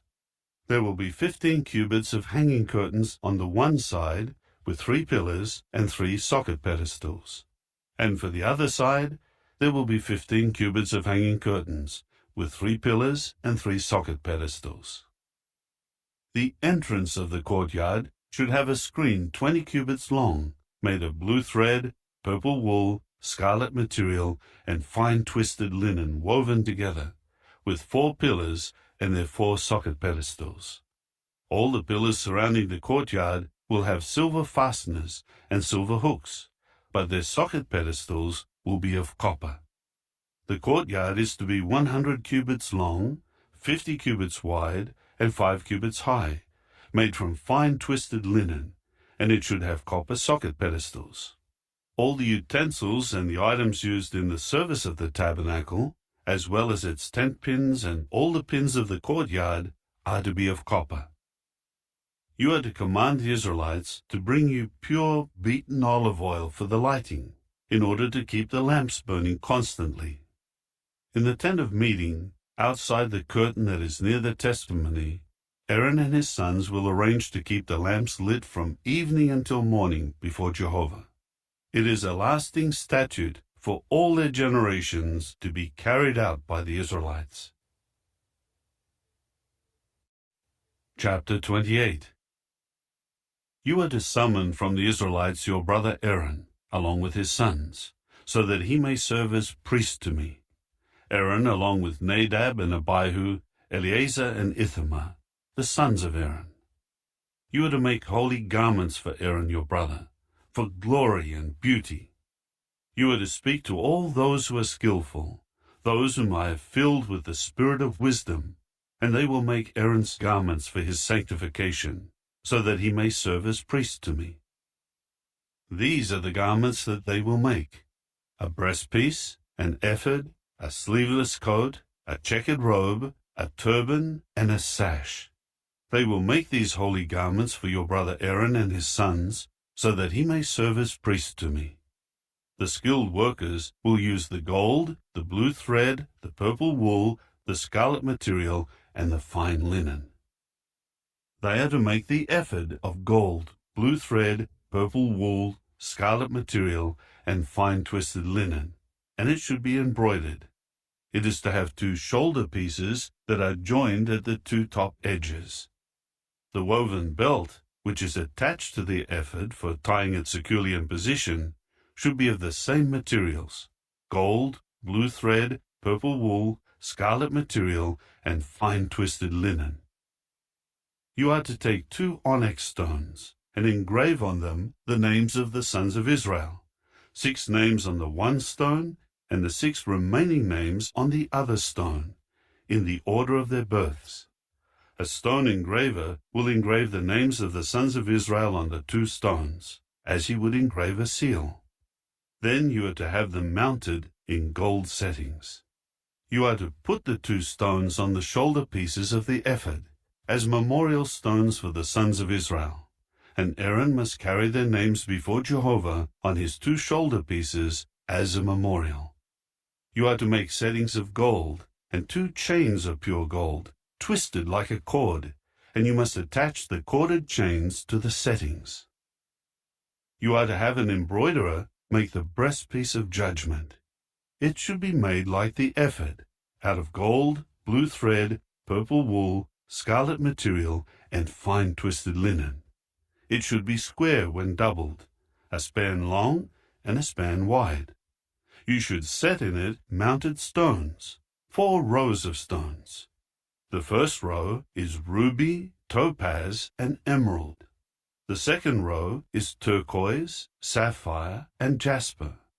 The third row is leshem stone, agate, and amethyst. The fourth row is chrysolite, onyx, and jade.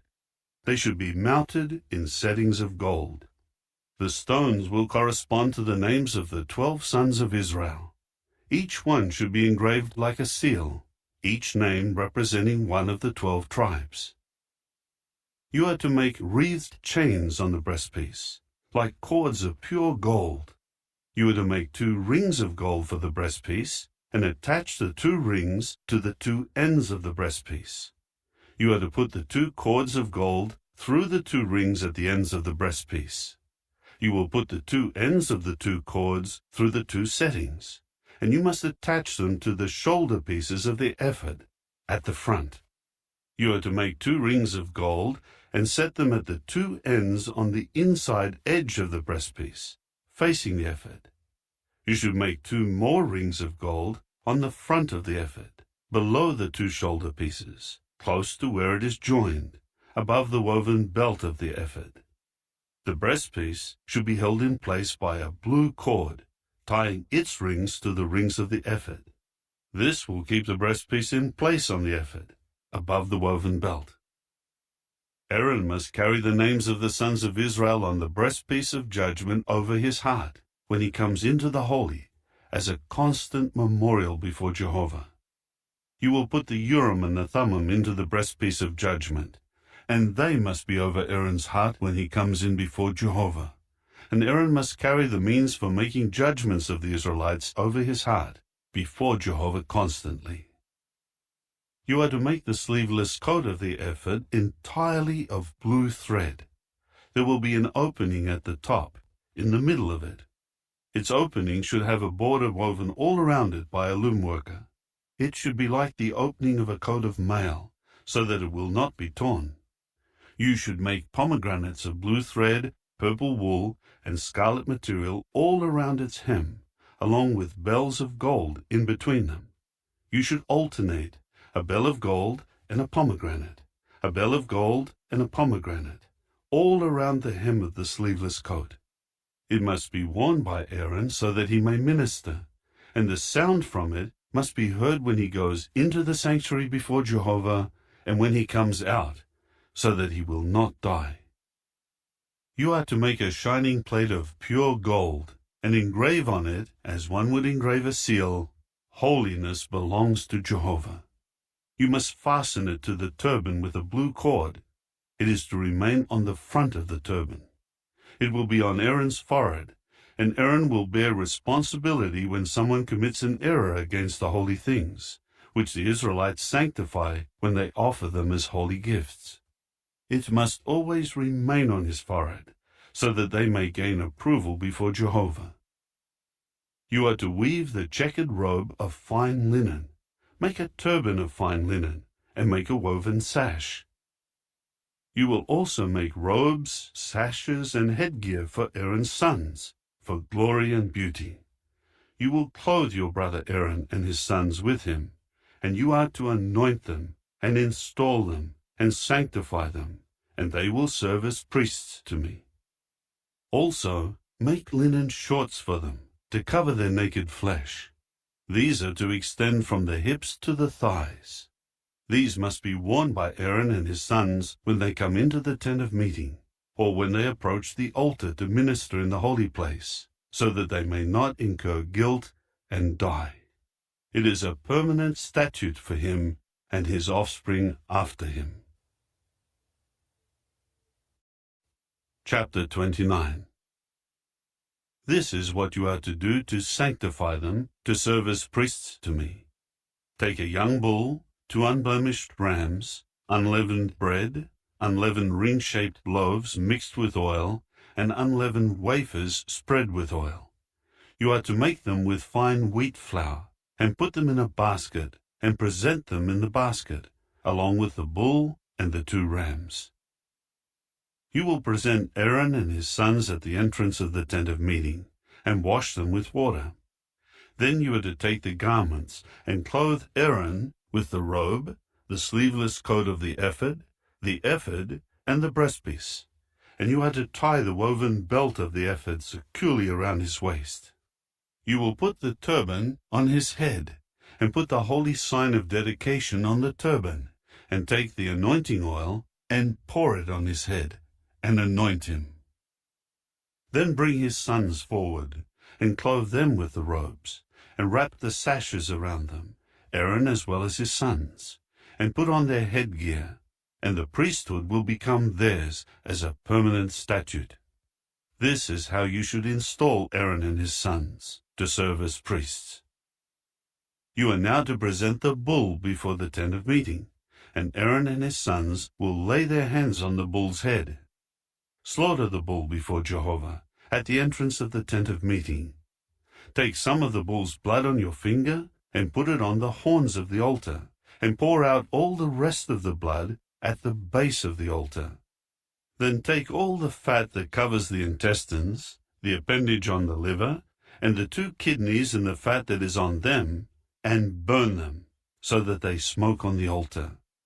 But the bull's flesh and its skin and its dung you will burn with fire outside the camp. It is a sin offering.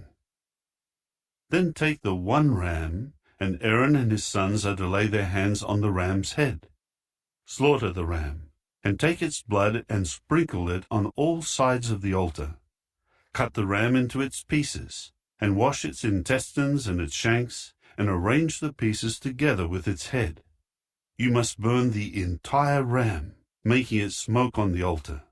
It is a burnt offering to Jehovah, a pleasing aroma. It is an offering made by fire to Jehovah. Next, you are to take the other ram, and Aaron and his sons are to lay their hands on the ram's head.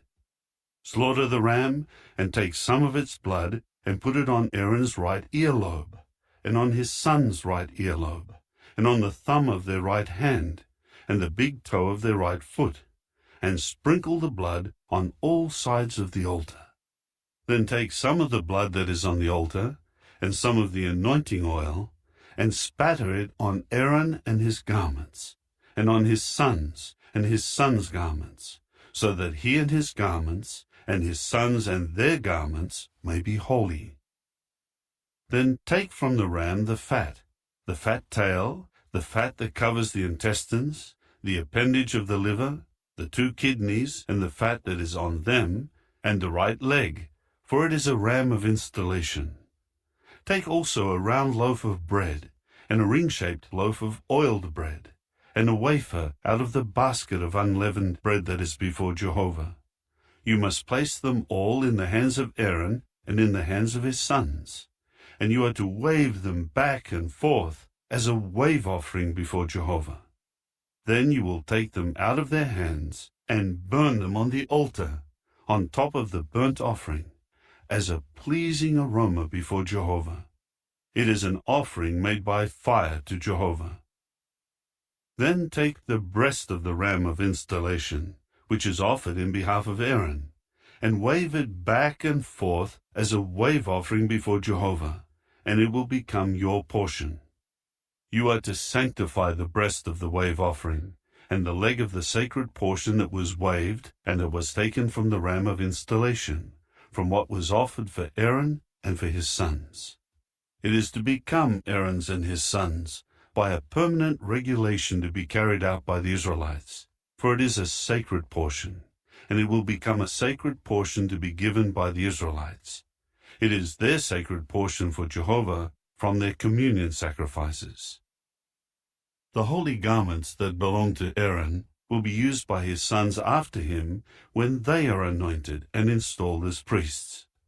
The priest from among his sons who succeeds him and who comes into the tent of meeting to minister in the holy place will wear them for 7 days. You will take the ram of installation and boil its flesh in a holy place. Aaron and his sons will eat the flesh of the ram and the bread that is in the basket at the entrance of the tent of meeting. They are to eat the things with which atonement was made to install them as priests and to sanctify them. But an unauthorized person may not eat them, for they are something holy. If any of the flesh of the installation sacrifice and of the bread is left over until the morning, then you must burn what is left with fire. It must not be eaten, for it is something holy. You are to do this way to Aaron and his sons, according to all that I have commanded you. You will take 7 days to install them as priests. You will offer the bull of the sin offering daily for an atonement, and you are to purify the altar from sin by making atonement for it, and you must anoint it to sanctify it. You will take 7 days to make atonement for the altar, and you must sanctify it so that it may become a most holy altar. Anyone who touches the altar is to be holy. This is what you will offer on the altar: 2 one-year-old rams each day continually. Offer the one young ram in the morning and the other ram at twilight. 1/10 part of an ephah measure of fine flour mixed with 1/4 of a hin of beaten oil and a drink offering of 1/4 of a hin of wine will go for the first young ram. You will offer the second young ram at twilight, along with the same grain and drink offerings as in the morning. You will render it as a pleasing aroma, an offering made by fire to Jehovah. It is to be a regular burnt offering throughout your generations at the entrance of the tent of meeting before Jehovah, where I will present myself to you, to speak to you there. I will present myself there to the Israelites, and it will be sanctified by my glory. I will sanctify the tent of meeting and the altar, and I will sanctify Aaron and his sons, so that they may serve as priests to me. I will reside among the people of Israel, and I will be their God. And they will certainly know that I am Jehovah their God, who brought them out of the land of Egypt, so that I may reside among them. I am Jehovah their God. Chapter 30. You are to make an altar as a place for burning incense. You will make it of acacia wood. It should be square, 1 cubit long, 1 cubit wide, and 2 cubits high. Its horns will be one piece with it. You are to overlay it with pure gold, its top surface, its sides all around, and its horns, and you are to make a gold border around it. You will also make 2 rings of gold for it below its border, on 2 opposite sides, and these will hold the poles used to carry it. Make the poles of acacia wood, and overlay them with gold. You are to put it before the curtain that is near the ark of the testimony, before the cover that is over the testimony, where I will present myself to you. Aaron will burn perfumed incense on it, making it smoke on the altar when he maintains the lamps each morning. Also, when Aaron lights the lamps at twilight, he will burn the incense. It is a regular incense offering before Jehovah throughout your generations. You must not offer on it unauthorized incense, or a burnt offering, or a grain offering, and you must not pour a drink offering on it. Aaron must make atonement on its horns once a year.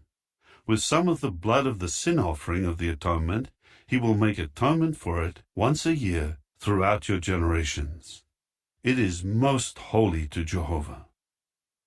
Then Jehovah said to Moses, "Whenever you take a census and count the sons of Israel, Each one must give a ransom for his life to Jehovah at the time of the census. This is so that no plague may be brought upon them when they are registered. This is what all those who are registered will give, a half shekel by the standard shekel of the holy place. 20 gerahs equal a shekel. A half shekel is the contribution to Jehovah. Everyone registered who is 20 years old and up will give Jehovah's contribution. The rich should not give more, and the poor should not give less than the half shekel, as a contribution to Jehovah to make atonement for your lives. You are to take the silver money of the atonement from the Israelites and give it in behalf of the service of the tent of meeting, that it may serve as a remembrance before Jehovah for the Israelites, to make atonement for your lives. Jehovah spoke further to Moses, saying, Make a copper basin and its stand for washing. Then place it between the tent of meeting and the altar, and put water into it. Aaron and his sons will wash their hands and their feet there.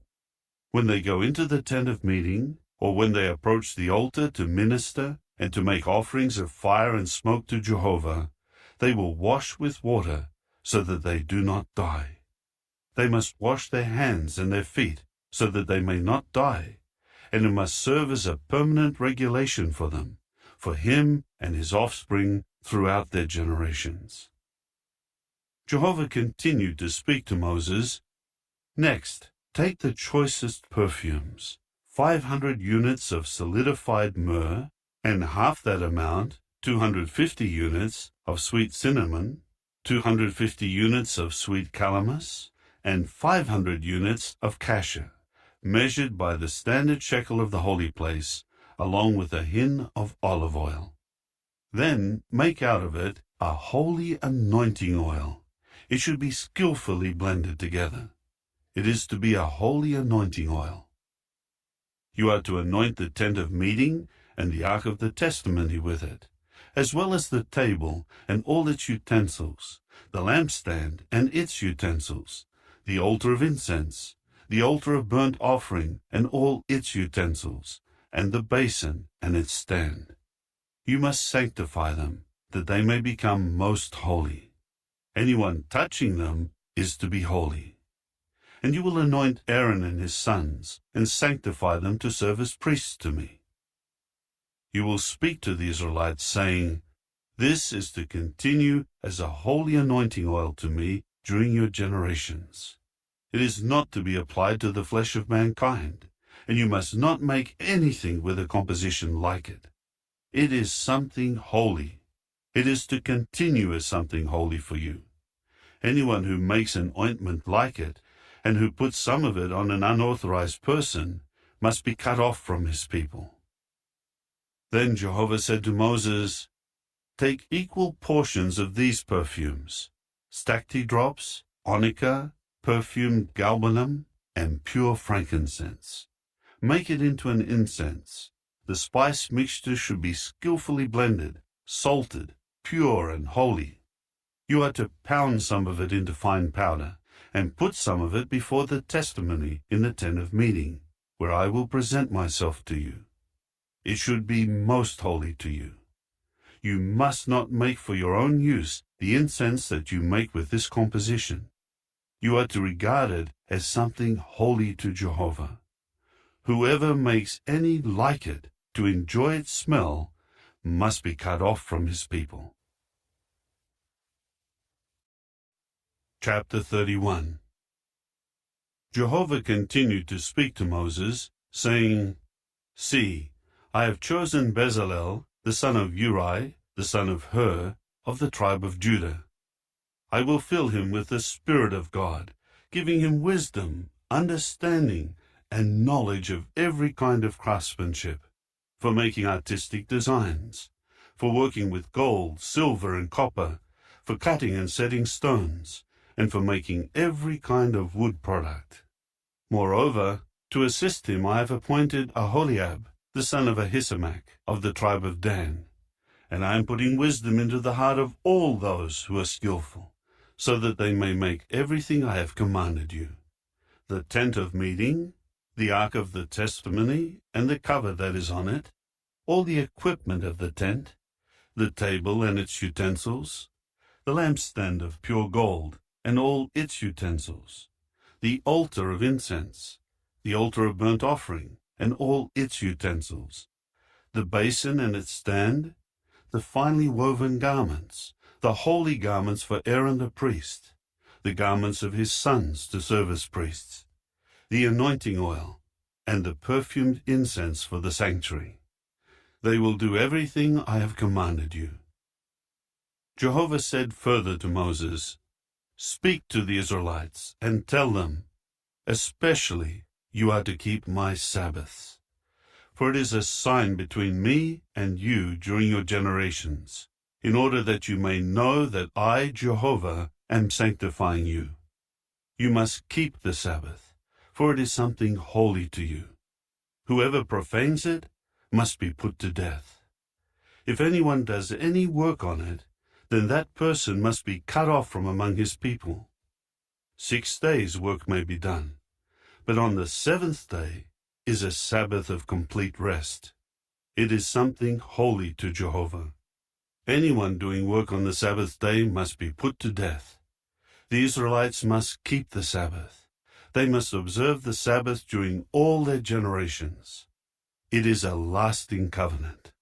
It is an enduring sign between me and the people of Israel.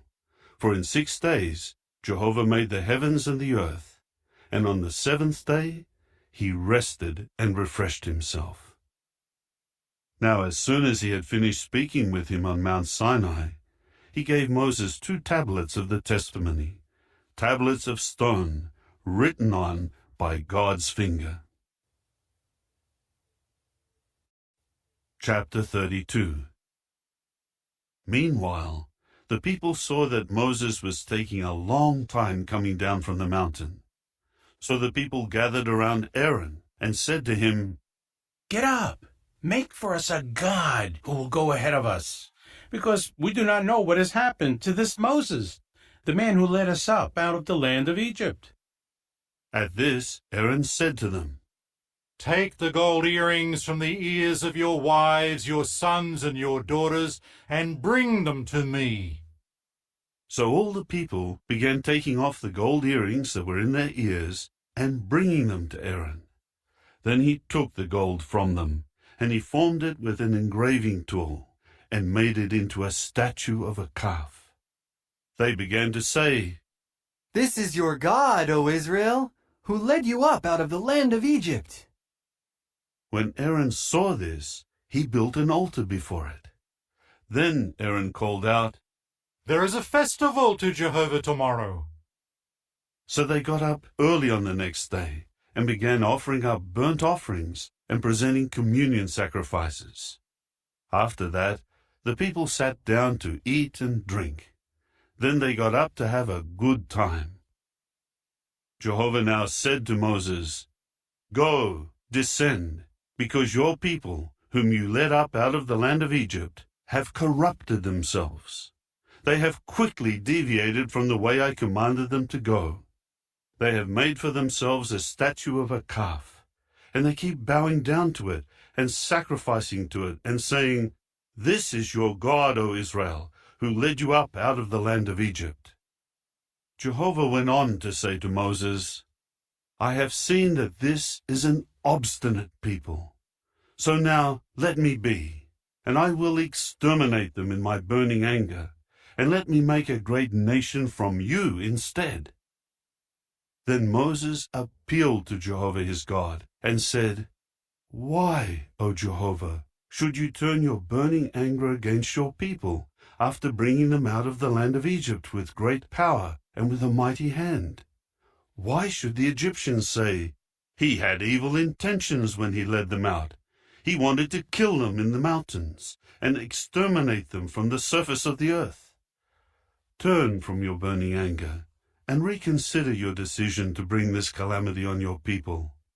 Remember your servants, Abraham, Isaac, and Israel, to whom you swore by yourself and said, 'I will multiply your offspring like the stars of the heavens, and I will give all this land that I have designated to your offspring, so that they may take it as a permanent possession.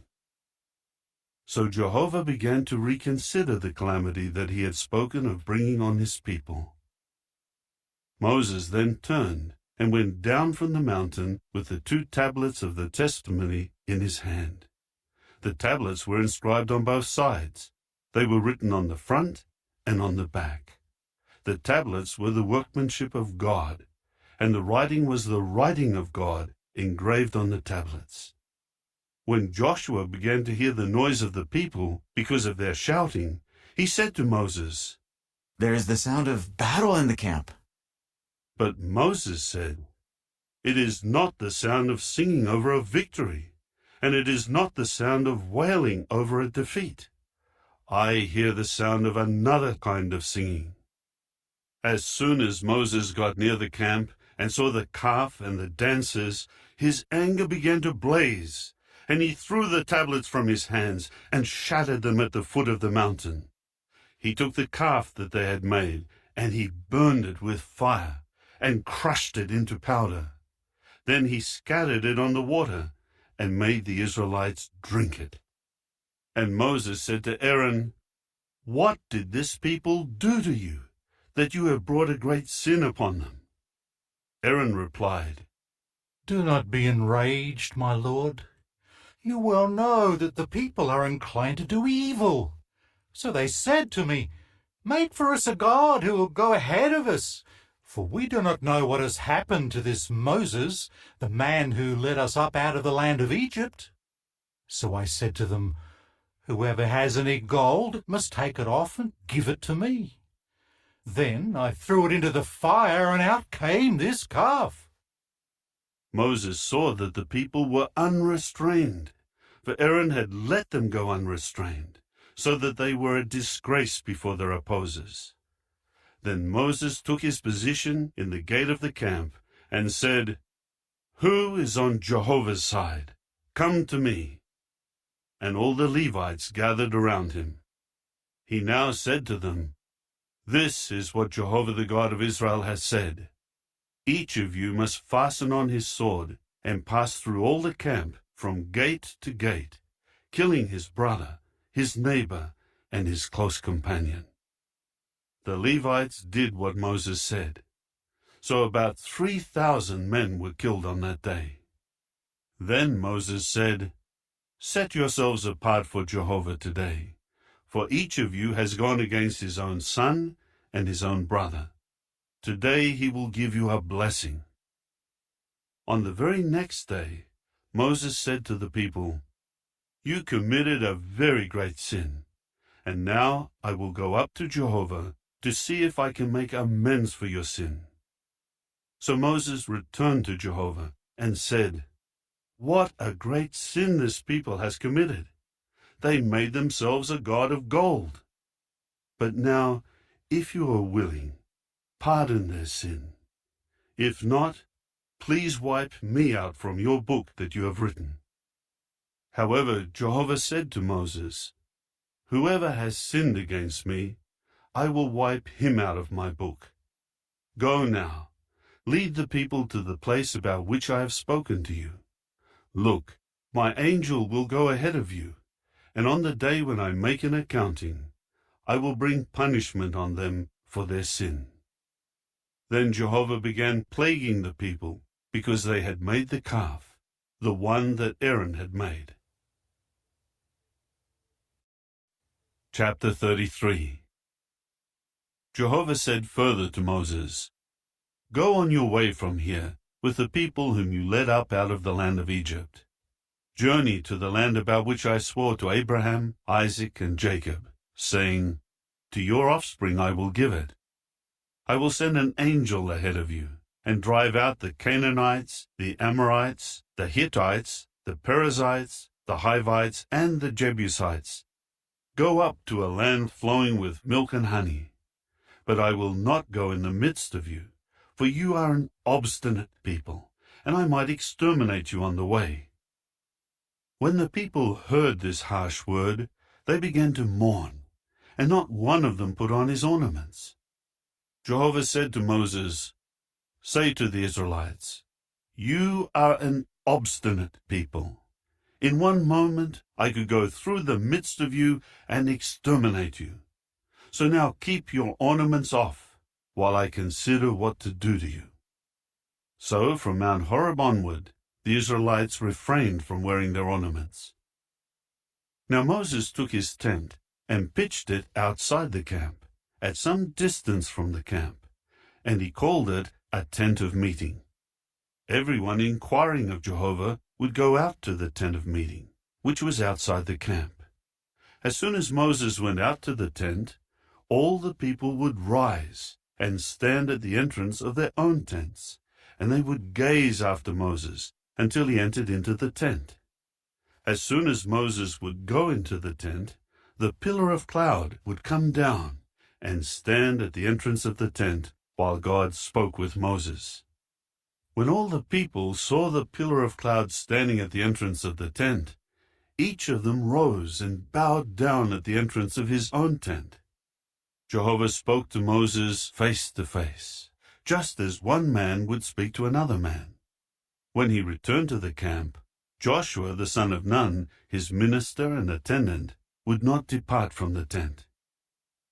Now Moses said to Jehovah, "See, you are saying to me, 'Lead this people up,' but you have not let me know whom you will send with me. Moreover, you have said, 'I know you by name,' and you have also found favor in my eyes. Please, if I have found favor in your eyes, make me know your ways, so that I may know you and continue to find favor in your eyes.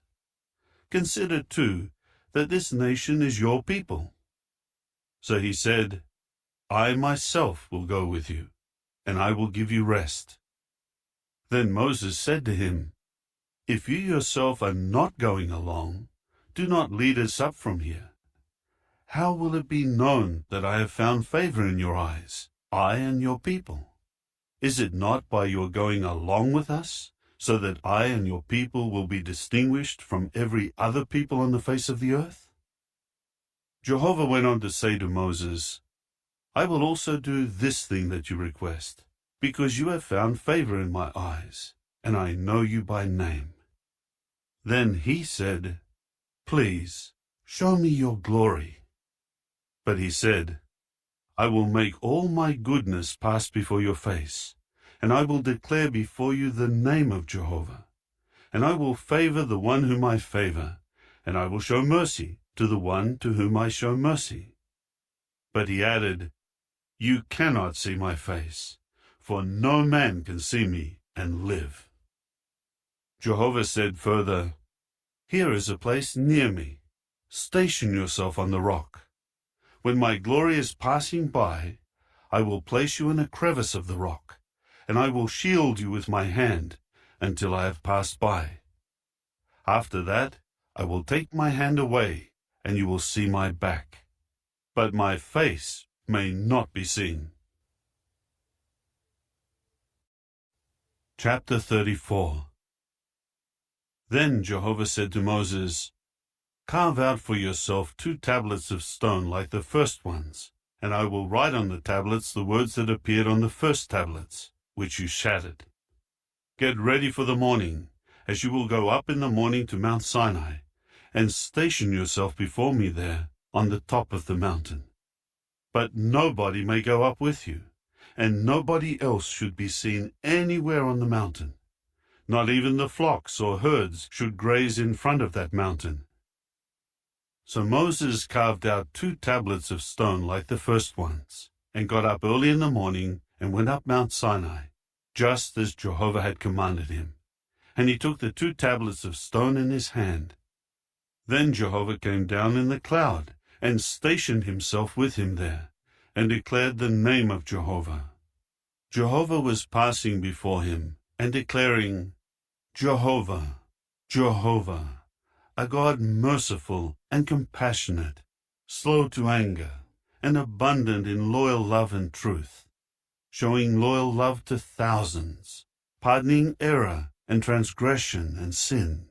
But he will by no means leave the guilty unpunished, bringing punishment for the error of fathers upon sons and upon grandsons, upon the 3rd generation, and upon the 4th generation. Moses hurried to bow low to the earth and prostrate himself. Then he said, "If now I have found favor in your eyes, O Jehovah, then please, Jehovah, go along with us in our midst, although we are an obstinate people, and forgive our error and our sin, and take us as your own possession." In turn he said, "Here I am making a covenant. Before all your people I will do wonderful things that have never been done in all the earth or among all the nations, and all the people among whom you live will see the work of Jehovah, for it is an awe-inspiring thing that I am doing with you. Pay attention to what I am commanding you today. Here I am driving out from before you the Amorites, the Canaanites, the Hittites, the Perizzites, the Hivites, and the Jebusites. Be careful that you do not make a covenant with the inhabitants of the land to which you are going, or it may prove to be a snare among you. But you are to pull down their altars, you are to shatter their sacred pillars, and their sacred poles you are to cut down. You must not bow down to another god, for Jehovah is known for requiring exclusive devotion. Yes, he is a God who requires exclusive devotion. Be careful not to make a covenant with the inhabitants of the land, because when they prostitute themselves to their gods and sacrifice to their gods, someone will invite you, and you will eat from his sacrifice. Then you will surely take some of their daughters for your sons, and their daughters will prostitute themselves to their gods, and cause your sons to prostitute themselves to their gods. You must not make gods of cast metal. You are to observe the festival of unleavened bread. You will eat unleavened bread just as I have commanded you. Do this for 7 days at the appointed time in the month of Abib, because it was in the month of Abib that you came out of Egypt. Every firstborn male is mine, including all your livestock, whether the first male bull or sheep. The firstling of a donkey you are to redeem with a sheep. But if you do not redeem it, then you must break its neck. You are to redeem every firstborn of your sons. No one may appear before me empty-handed. 6 days you are to work, but on the 7th day you will rest. Even during plowing time and in harvest you will rest. And you will celebrate your festival of weeks with the first ripe fruits of the wheat harvest, and the festival of ingathering at the turn of the year. 3 times a year all your men are to appear before the true Lord Jehovah, the God of Israel. For I will drive the nations away from before you, and I will enlarge your territory, and nobody will desire your land while you are going up to see the face of Jehovah your God 3 times a year. You must not offer the blood of my sacrifice along with anything leavened. The sacrifice of the festival of the Passover should not be kept overnight until the morning. The best of the first ripe fruits of your soil you are to bring to the house of Jehovah your God. You must not boil a young goat in its mother's milk. Jehovah went on to say to Moses, "You are to write down these words, because in accordance with these words I am making a covenant with you and with Israel." And he remained there with Jehovah 40 days and 40 nights. He ate no bread and drank no water. And he wrote on the tablets the words of the covenant, the 10 Commandments. Moses then came down from Mount Sinai, and the 2 tablets of the testimony were in his hand. When he came down from the mountain, Moses did not know that the skin of his face was emitting rays, because he had been speaking with God. When Aaron and all the Israelites saw Moses, they noticed that the skin of his face emitted rays, and they were afraid to go near him. But Moses called to them. So Aaron and all the chieftains of the assembly came to him, and Moses spoke with them. After that, all the Israelites came near to him, and he gave them all the commands that Jehovah had given him on Mount Sinai. When Moses would finish speaking with them, he would put a veil over his face. But when Moses would go in before Jehovah to speak with him, he would take off the veil until he went out. Then he went out and revealed to the Israelites the commands he had received. And the Israelites saw that the skin of Moses' face emitted rays. Then Moses put the veil back over his face until he went in to speak with God. Chapter 35. Moses later gathered the entire assembly of the Israelites together and said to them, "These are the things that Jehovah has commanded to be done. Work may be done for 6 days, but the 7th day will become something holy to you, a Sabbath of complete rest to Jehovah. Anybody doing work on it will be put to death. You must not light a fire in any of your dwelling places on the Sabbath day." Moses then said to the entire assembly of the Israelites, "This is what Jehovah has commanded. Take up a contribution for Jehovah from among yourselves. Let everyone with a willing heart bring a contribution for Jehovah. Gold, silver, copper, blue thread, purple wool, scarlet material, fine linen, goat hair, ram skins dyed red, seal skins, acacia wood, oil for the lamps, balsam for the anointing oil and for the perfumed incense, onyx stones, and other stones for setting in the ephod and the breastpiece. Let all who are skilled among you come and make everything that Jehovah has commanded, namely the tabernacle with its tent and its covering, its clasps and its panel frames, its bars, its pillars, and its socket pedestals, the ark and its poles, the cover, and the curtain for the screen, the table and its poles, and all its utensils, and the showbread, the lampstand for light, and its utensils, and its lamps, and the oil for lighting, the altar of incense and its poles, the anointing oil, and the perfumed incense, the screen for the tabernacle's entrance, the altar of burnt offering and its copper grating, its poles, and all its utensils, the basin and its stand, the hanging curtains of the courtyard, its pillars and its socket pedestals, the screen of the entrance to the courtyard, the tent pins of the tabernacle, and the tent pins of the courtyard and their cords, the finely woven garments for ministering in the sanctuary, the holy garments for Aaron the priest, and the garments of his sons for serving as priests. So all the assembly of the Israelites went out from before Moses.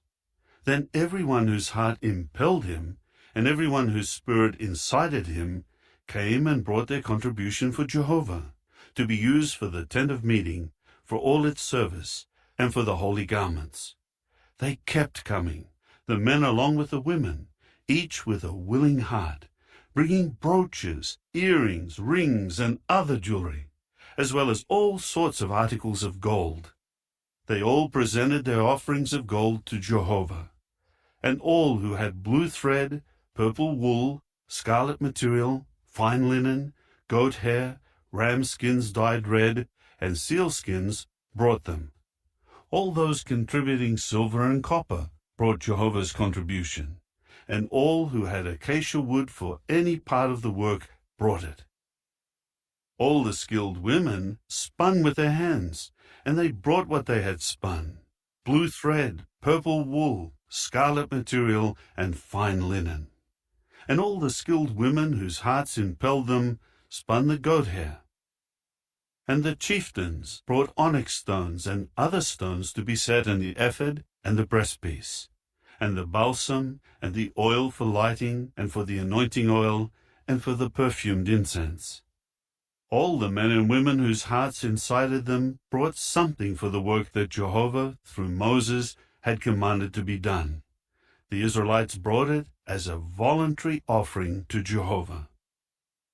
Then Moses said to the Israelites, "See, Jehovah has chosen Bezalel, the son of Uri, the son of Hur of the tribe of Judah. He has filled him with the Spirit of God, giving him wisdom, understanding, and knowledge of every sort of craftsmanship, for making artistic designs, for working with gold, silver, and copper, for cutting and setting stones, and for making all kinds of artistic wood products. And he has put it into his heart to teach, he and Aholiab, the son of Ahisamach of the tribe of Dan. He has filled them with skill to do all the work of a craftsman, an embroiderer, and a weaver using blue thread, purple wool, scarlet material, and fine linen, and of a loom worker. These men will do every sort of work and prepare every sort of design. Chapter 36. Bezalel will work along with Aholiab and every skilled man to whom Jehovah has given wisdom and understanding, so as to know how to do all the work of the holy service, just as Jehovah has commanded. Moses then called Bezalel and Aholiab, and every skilled man into whose heart Jehovah had put wisdom, everyone whose heart impelled him to volunteer to do the work. Then they took from Moses all the contribution that the Israelites had brought for the work of the holy service. However, these continued to bring him voluntary offerings, morning after morning. Then after they started the holy work, all the skilled workers were coming, one after another, and they were telling Moses, "The people are bringing much more than what is required for the work that Jehovah has commanded to be done." So Moses commanded that an announcement be made throughout the camp, saying, "Men and women, do not bring any more goods for the holy contribution." With that, the people were restrained from bringing in anything else.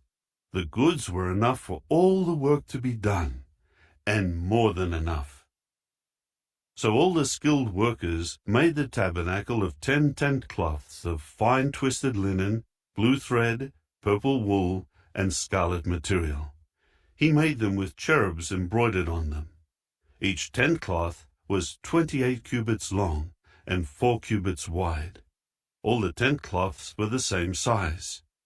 Then he joined 5 of the tent cloths together, and the other 5 tent cloths he joined together. After that, he made loops of blue thread on the edge of the one tent cloth where it would join. He did the same on the edge of the outermost tent cloth at the corresponding place where it would join. He made 50 loops on the one tent cloth and 50 loops on the other edge of the tent cloth at the place where it would join, so that the loops would be opposite one another. Finally, he made 50 gold clasps and joined the tent cloths together with the clasps, so that the tabernacle became one unit. Then he made tent cloths of goat hair for the tent over the tabernacle. He made 11 tent cloths. Each tent cloth was 30 cubits long and 4 cubits wide. The 11 tent cloths were the same size. Then he joined 5 of the tent cloths together, and he joined the other 6 tent cloths together. Next he made 50 loops along the edge of the outermost tent cloth where it joined, and he made 50 loops along the edge of the other tent cloth that joined with it. And he made 50 copper clasps for joining the tent together to become one unit. He made a covering for the tent out of ram skins dyed red, and a covering out of seal skins to go over that. Then he made out of acacia wood the tabernacle's panel frames, which stood upright. Each panel frame was 10 cubits high and 1.5 cubits wide. Each panel frame had 2 tenons joined to each other. That is how he made all the panel frames of the tabernacle. Thus he made the panel frames for the south side of the tabernacle, 20 panel frames facing south. Then he made 40 socket pedestals of silver to go under the 20 panel frames, 2 socket pedestals beneath one panel frame for its 2 tenons, and 2 socket pedestals under each following panel frame for its 2 tenons. For the other side of the tabernacle, the northern side, he made 20 panel frames and their 40 socket pedestals of silver, 2 socket pedestals beneath the one panel frame, and 2 socket pedestals beneath each of the other panel frames. For the rear section of the tabernacle to the west, he made 6 panel frames. He made 2 panel frames as corner posts of the tabernacle at the 2 rear corners. The posts were doubled from the bottom to the top, up to the first ring. That is what he did with the 2 corner posts. So they amounted to 8 panel frames, along with their 16 socket pedestals of silver, 2 socket pedestals under each panel frame. Then he made bars of acacia wood, 5 bars for the panel frames of the one side of the tabernacle, and 5 bars for the panel frames of the other side of the tabernacle, and 5 for the panel frames of the tabernacle for the rear section to the west. He made the middle bar to extend along the middle of the panel frames, from one end to the other. He overlaid the panel frames with gold, and he made their rings of gold as holders for the bars, and he overlaid the bars with gold. Then he made a curtain of blue thread, purple wool, scarlet material, and fine twisted linen. He made it with cherubs embroidered on it. Then he made for it 4 acacia pillars, and overlaid them with gold, along with hooks of gold, and cast 4 socket pedestals of silver for them. Next he made a screen for the entrance of the tent, out of blue thread, purple wool, scarlet material, and fine twisted linen woven together, as well as its 5 pillars and their hooks. He overlaid their tops and their connectors with gold, but their 5 socket pedestals were of copper. Chapter 37. Bezalel then made the ark of acacia wood. It was 2.5 cubits long, and 1.5 cubits wide, and 1.5 cubits high. He overlaid it with pure gold, inside and outside, and made a border of gold around it. After that, he cast 4 rings of gold for it, for above its 4 feet, with 2 rings on its one side, and 2 rings on its other side. He next made poles of acacia wood, and overlaid them with gold. Then he put the poles through the rings on the sides of the ark, for carrying the ark. He made the cover of pure gold. It was 2.5 cubits long, and 1.5 cubits wide. He then made 2 cherubs of hammered gold on both ends of the cover. One cherub was on one end, and the other cherub on the other end. He made the cherubs on both ends of the cover. The 2 cherubs spread out their wings upward, overshadowing the cover with their wings. They were facing each other, and their faces were turned toward the cover. He then made the table of acacia wood. It was 2 cubits long, 1 cubit wide, and 1.5 cubits high, and he overlaid it with pure gold, and made a border of gold around it. Next he made a rim, the width of a handbreadth, to go around it, and a border of gold to go around the rim. Further he cast 4 rings of gold for it, and placed the rings on the 4 corners, where the 4 legs were attached. The rings were near the rim, as holders for the poles used for carrying the table.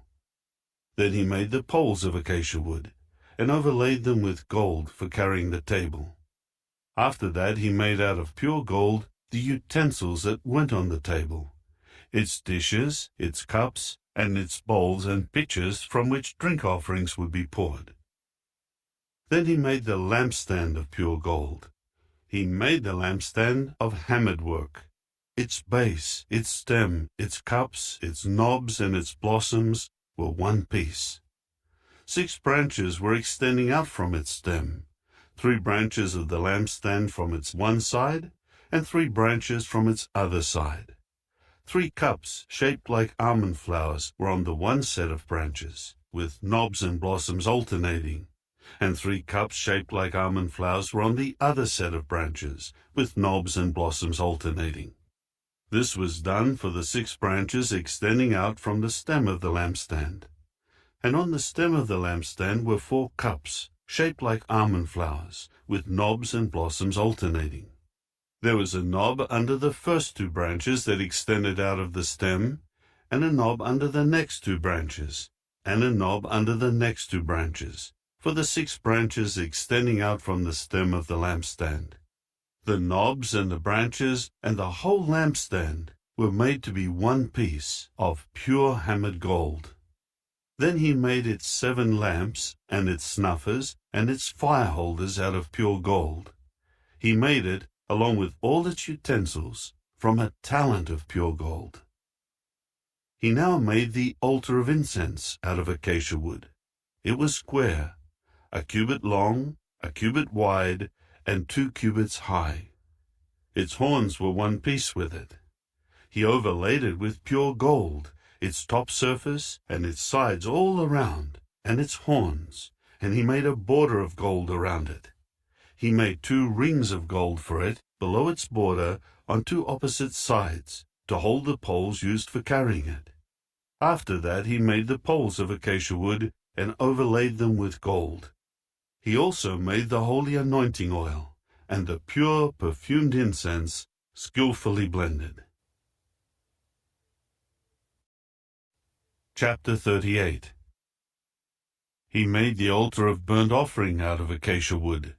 It was square, 5 cubits long, 5 cubits wide, and 3 cubits high. Then he made its horns on its 4 corners. Its horns were one piece with it. Next he overlaid it with copper. After that he made all the utensils of the altar, the buckets, the shovels, the bowls, the forks, and the fire holders. All its utensils he made of copper. He also made a grating for the altar, a network of copper, under its rim, down toward its center. He cast 4 rings on the 4 corners, near the grating of copper, as holders for the poles. After that he made the poles of acacia wood, and overlaid them with copper. He inserted the poles into the rings on the sides of the altar for carrying it. He made the altar in the form of a hollow chest of planks. Then he made the basin of copper, and its copper stand. He used the mirrors of the women who were organized to serve at the entrance of the tent of meeting. Then he made the courtyard. For the south side of the courtyard, facing south, he made the hanging curtains of fine twisted linen, for 100 cubits. There were 20 pillars and 20 socket pedestals of copper, and the hooks of the pillars and their connectors were of silver. Also, for the north side, there were 100 cubits of hanging curtains. Their 20 pillars and their 20 socket pedestals were of copper. The hooks of the pillars and their connectors were of silver. But for the west side, the hanging curtains were for 50 cubits. There were 10 pillars and 10 socket pedestals, and the hooks of the pillars and their connectors were of silver. The width of the east side, toward the sun rising, was 50 cubits.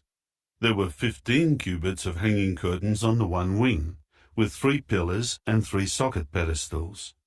And for the other wing, on the other side of the entrance of the courtyard, there were hanging curtains for 15 cubits, with 3 pillars and 3 socket pedestals. All the hanging curtains around the courtyard were of fine twisted linen. The socket pedestals for the pillars were of copper. The hooks of the pillars and their connectors were of silver. The tops were overlaid with silver, and there were silver fasteners for all the pillars of the courtyard. The screen of the entrance of the courtyard was woven of blue thread, purple wool, scarlet material, and fine twisted linen. It was 20 cubits long and 5 cubits high, the same height as the hanging curtains of the courtyard. Their 4 pillars and their 4 socket pedestals were made of copper.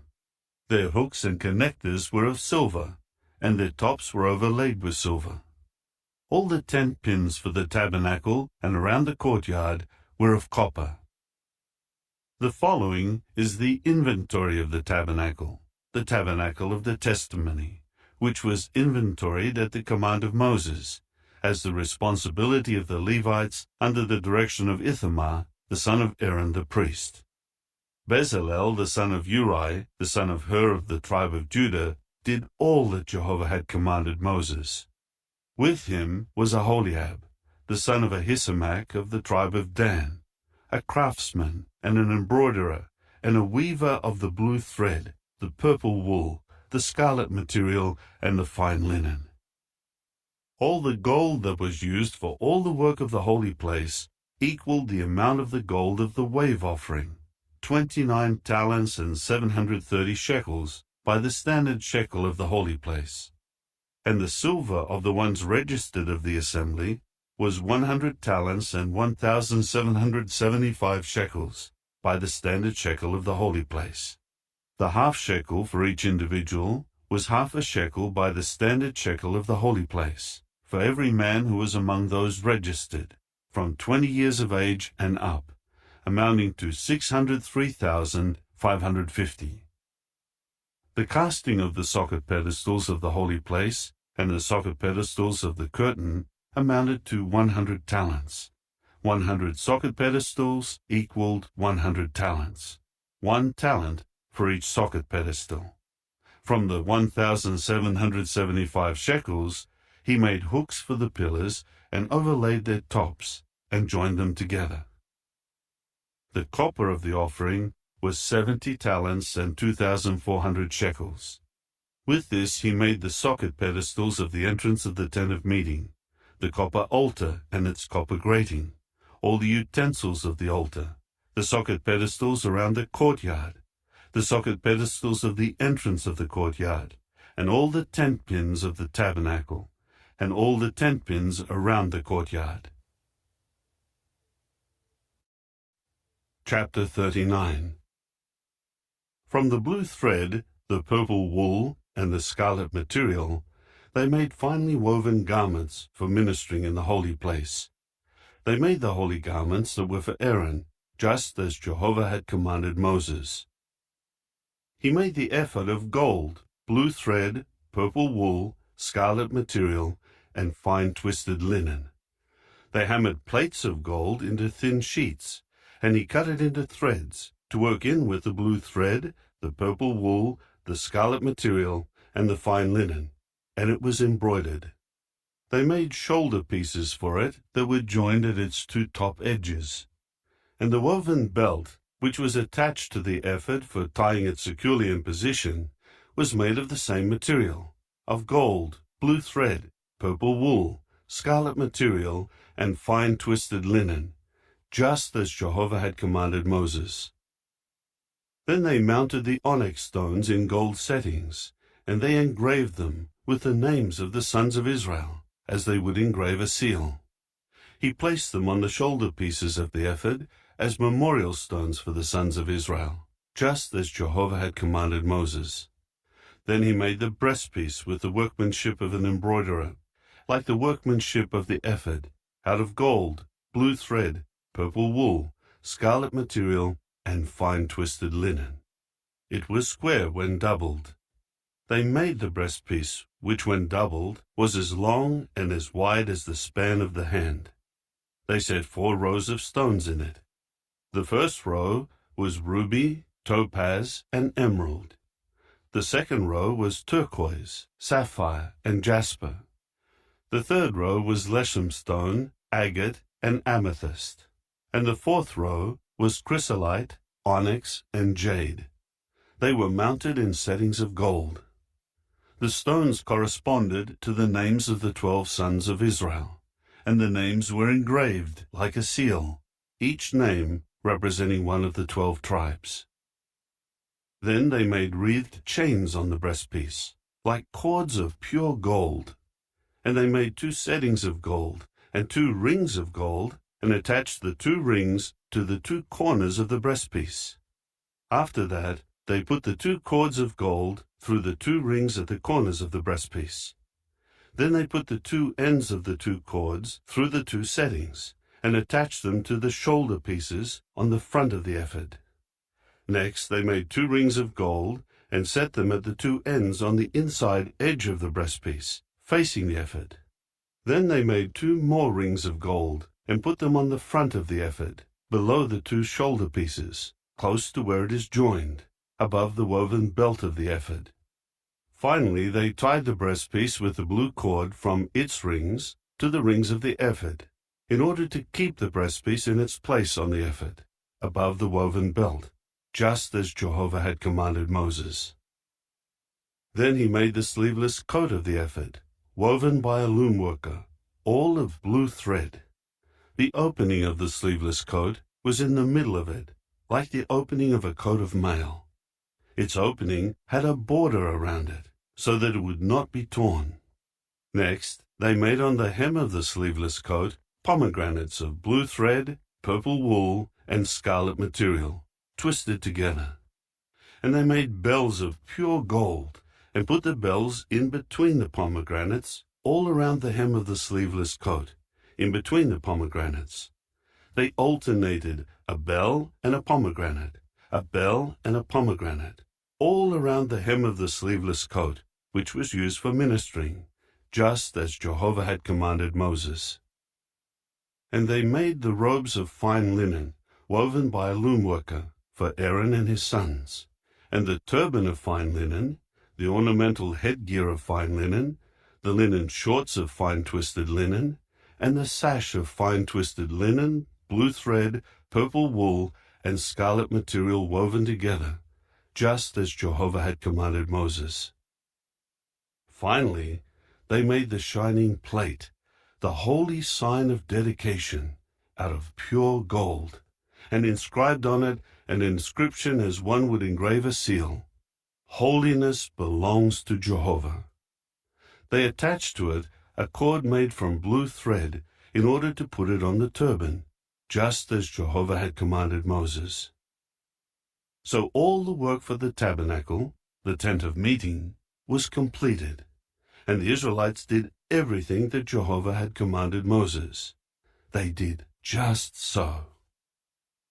Then they brought the tabernacle to Moses, the tent and all its equipment, its clasps, its panel frames, its bars and its pillars and its socket pedestals, its covering of ram skins dyed red, its covering of seal skins, the curtain for the screen, the ark of the testimony and its poles and the cover, the table, all its utensils and the showbread, the lampstand of pure gold, its lamps, the row of lamps, and all its utensils, and the oil for lighting, the altar of gold, the anointing oil, the perfumed incense, the screen for the entrance of the tent, the altar of copper and its grating of copper, its poles, all its utensils, the basin and its stand, the hanging curtains of the courtyard, its pillars and its socket pedestals, the screen for the entrance of the courtyard,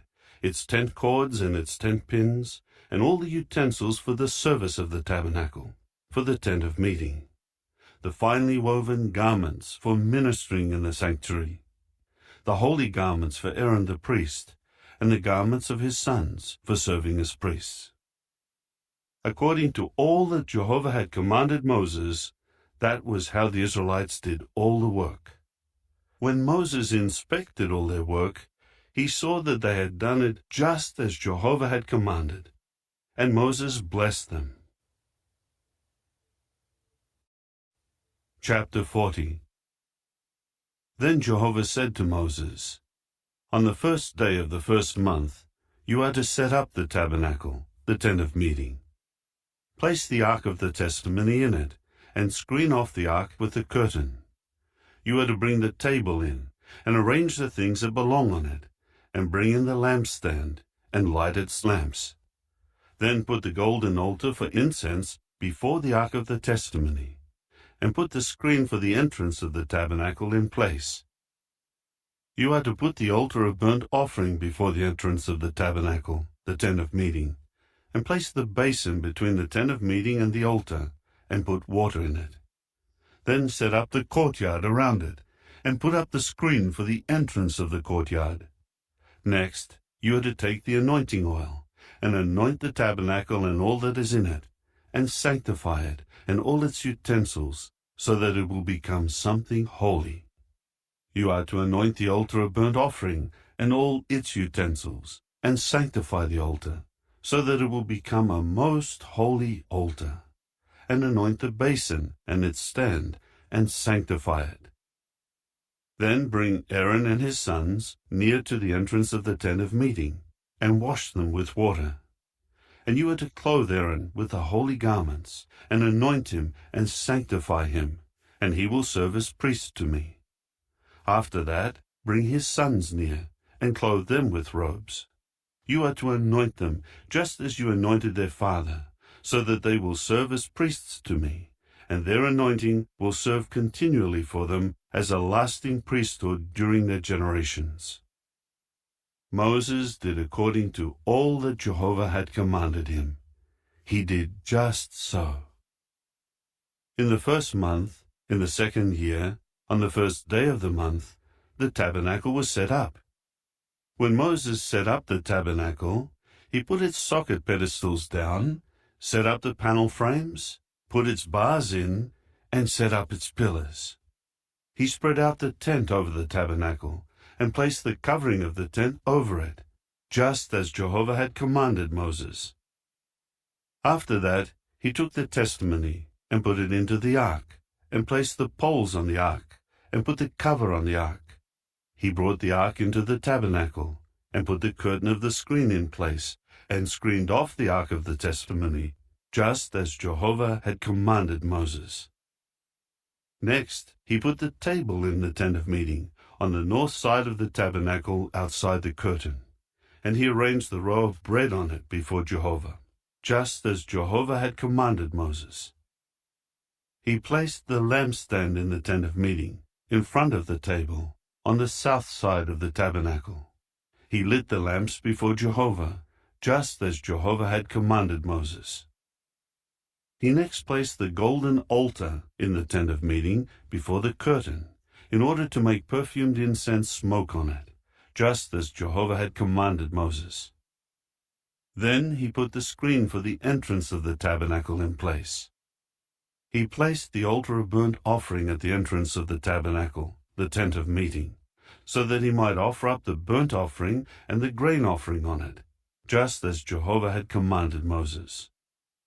He then placed the basin between the tent of meeting and the altar, and put water in it for washing.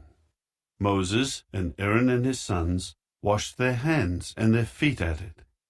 Whenever they went into the tent of meeting, or approached the altar, they would wash, just as Jehovah had commanded Moses. Finally, he set up the courtyard around the tabernacle and the altar, and put up the screen for the entrance of the courtyard. So Moses finished the work, and the cloud began to cover the tent of meeting, and Jehovah's glory filled the tabernacle. Moses was not able to go into the tent of meeting, because the cloud remained over it, and Jehovah's glory filled the tabernacle.